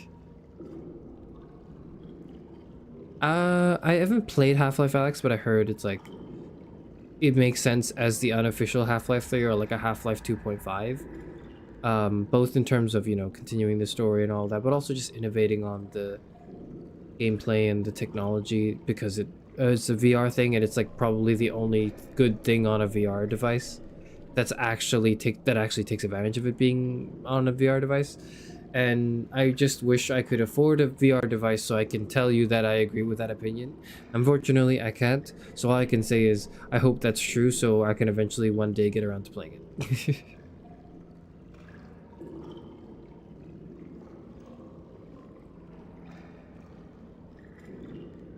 Will Half-Life 3 come out? Probably not. I don't want Half-Life 3 to come out either, unless it's like actually worth coming out. You know what I mean? Like, that's the thing, is like, I'd rather, and maybe that's not a great part of me that I need to iron out, right? Because I think it's also a part of my perfectionist slash like hesitance to release stuff. But like, one of the reasons why, you know, I'm not very good at releasing stuff, and why I've decided to start streaming to hopefully cut that habit out of me permanently forever, or at least to try to encourage better habits, is because like, I will not release stuff if I don't have to. If I were in Valve's position, I'm trying to burn the camera. If I were in Valve's position, I would like also be a bit like that. Where like, okay, I made the greatest game of all time. Now I get to take a break. Oh, I wish that worked, man. Oh well. Maybe that's the one flaw in this game, is that didn't work. Like if I were in Valve's position and I wasn't in any rush to push something out, unless something really speaks to me and goes like, and like I feel like it's worthy of it being a sequel, because there's so much pressure in making a good sequel, I totally get just not doing anything. I would rather that than push out anything mediocre, and part of it is the reputation to uphold, but also part of it is just like your integrity and your pride as like a game developer, or like as a creator, or anything, right? I want to rant a bit about the word creator, but I'm going to save that for another stream, because people who call themselves creators aren't, and it's very clear when that happens. Anyways, I want to say I totally get the not making it because it's not. Like, you haven't found something worth doing, or worth spending that effort to do, to continue something else. But it is like, it is addicting. Like, that is, you fall too much into the inaction that you're not spurred by, that it sort of, it crushes your creative energy a bit as well. The way I get around that is by streaming, right? The way I've decided to try to combat that part of my life is by streaming. It helps. Being poor helps, because you have to do stuff when you're poor. If you're rich, like, if you have like wealth and money, you don't have to be compelled to do anything, which is what Valve is right now, right? So being poor helps too, like having to pay the bills. But also more just like feeling an urgency in the world might be the other way to think about. I don't want to say burnout, but like this creative paralysis that Valve might be going through, but at least I know I'm certainly going through, or I would go through if I didn't think these things. Being spurred by a sense of urgency doesn't need to be something immediate to your own survival either. It can be a pressing matter or a topic or just anything that you're generally passionate about. And when you have that, it pushes you to act, to create, to make, to draw something from a pool or a bank of skills and then apply it to somewhere to solve a problem so you can figure it out. And it's just like people need that push, frankly, I guess, as part of the creative process.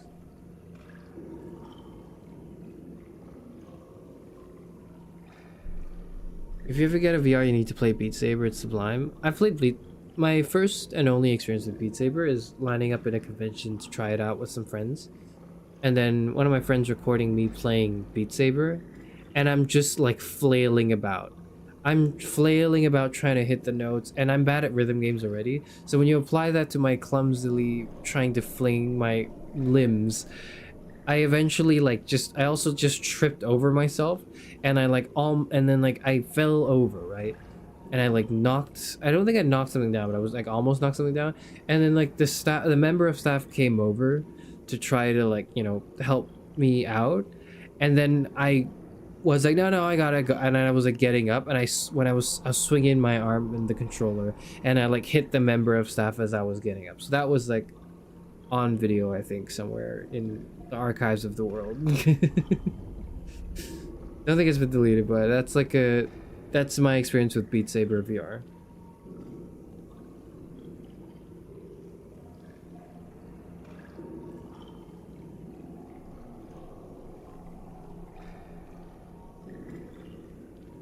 Anyways, I'm gonna stop playing Portal 2 here because this is not a Portal 2 gameplay stream. This is just actually me thinking about Portal 2, the game, more than the puzzles within the game. Like, I'm trying to step back and think of it in a meta sense. And I feel like I got all my thoughts out pretty much that I wanted to get out today, relating to Portal 2. Yeah. I'll talk about it a bit more as we play the next two games. Stanley Parable and Superliminal. I'll talk about these games when we do them, and then I'll compare them with Portal 2, because those games came after Portal 2 as well, right? And like in relation to that, we'll have more discussions. Is what I'm trying to say. So it'll be the end of me playing Portal 2, talking about it, but it won't be the end of me talking about Portal 2, because I'll engage with the topic or with the game again in the future. I guess we'll save. Not that it matters, but you know. Do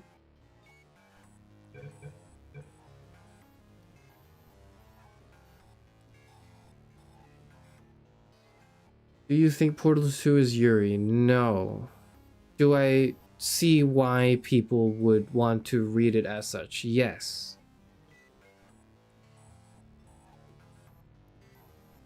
Are you also not going to complete Stanley Parable? Okay, I need to ask you because you're the timestamper, right? Do you know anything about Stanley Parable? Have you played the game at all? Actually, let me informally survey chat right now. Does everyone here, right? Have you all played and are familiar with with Stanley Parable and the Stanley Parable Ultra Deluxe? Played it and loved it. Okay. You've all played the Stanley Parable. Have you played Ultra Deluxe? That's the remaster with extra content is the way it's packaged, so that's the way I'll talk about it, right? You've not. Okay. That's interesting. Because I'm not going to be playing Stanley Parable, I'm actually going to be playing Stanley Parable Ultra Deluxe. And it's actually really important that I know that you guys haven't played this. Because now I'm thinking about how to structure what I talk about.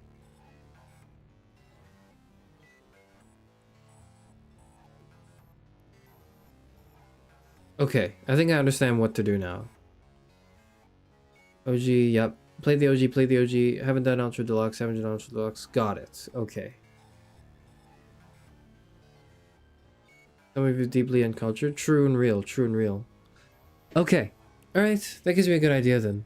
I know what to do.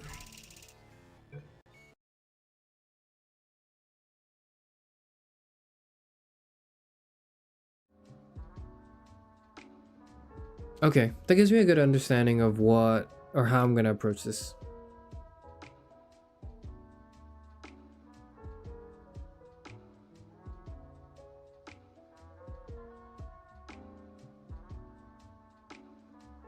Okay. Alright. I guess I'll limit my discussion to... When I do the Stanley Parable stream, I'm going to limit my discussion to Stanley Parable. And then I'm going to play some bits that are new to Ultra Deluxe. And I will only offer my thoughts on them after having played them. The game in total is like, what? I want to say 10 hours of content, whereas like the original Stanley Parable was like 5 hours. So there's quite a bit to get through, but I'm not going to do everything. I'm going to do like a little bit of it. You'll get what you'll see what I mean. I'll do a little bit of it and then talk about it.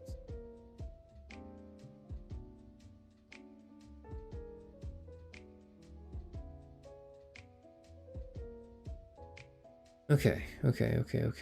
Yeah. Yep. Now I know what's on the agenda. Now I know what we're doing on Saturday. Okay. With that in mind, I'm going to leave everyone now. It's been a good stream. I talked about everything I wanted to talk about. 3 hours for for Portal 3. We thought a bit with portals. Couldn't 100% Stanley Parable, mostly because the British VA made me see red. Alright, you're gonna hate this then.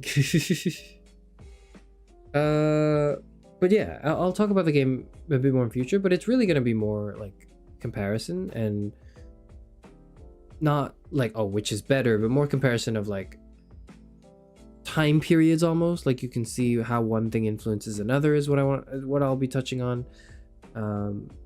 But that will happen in a few days.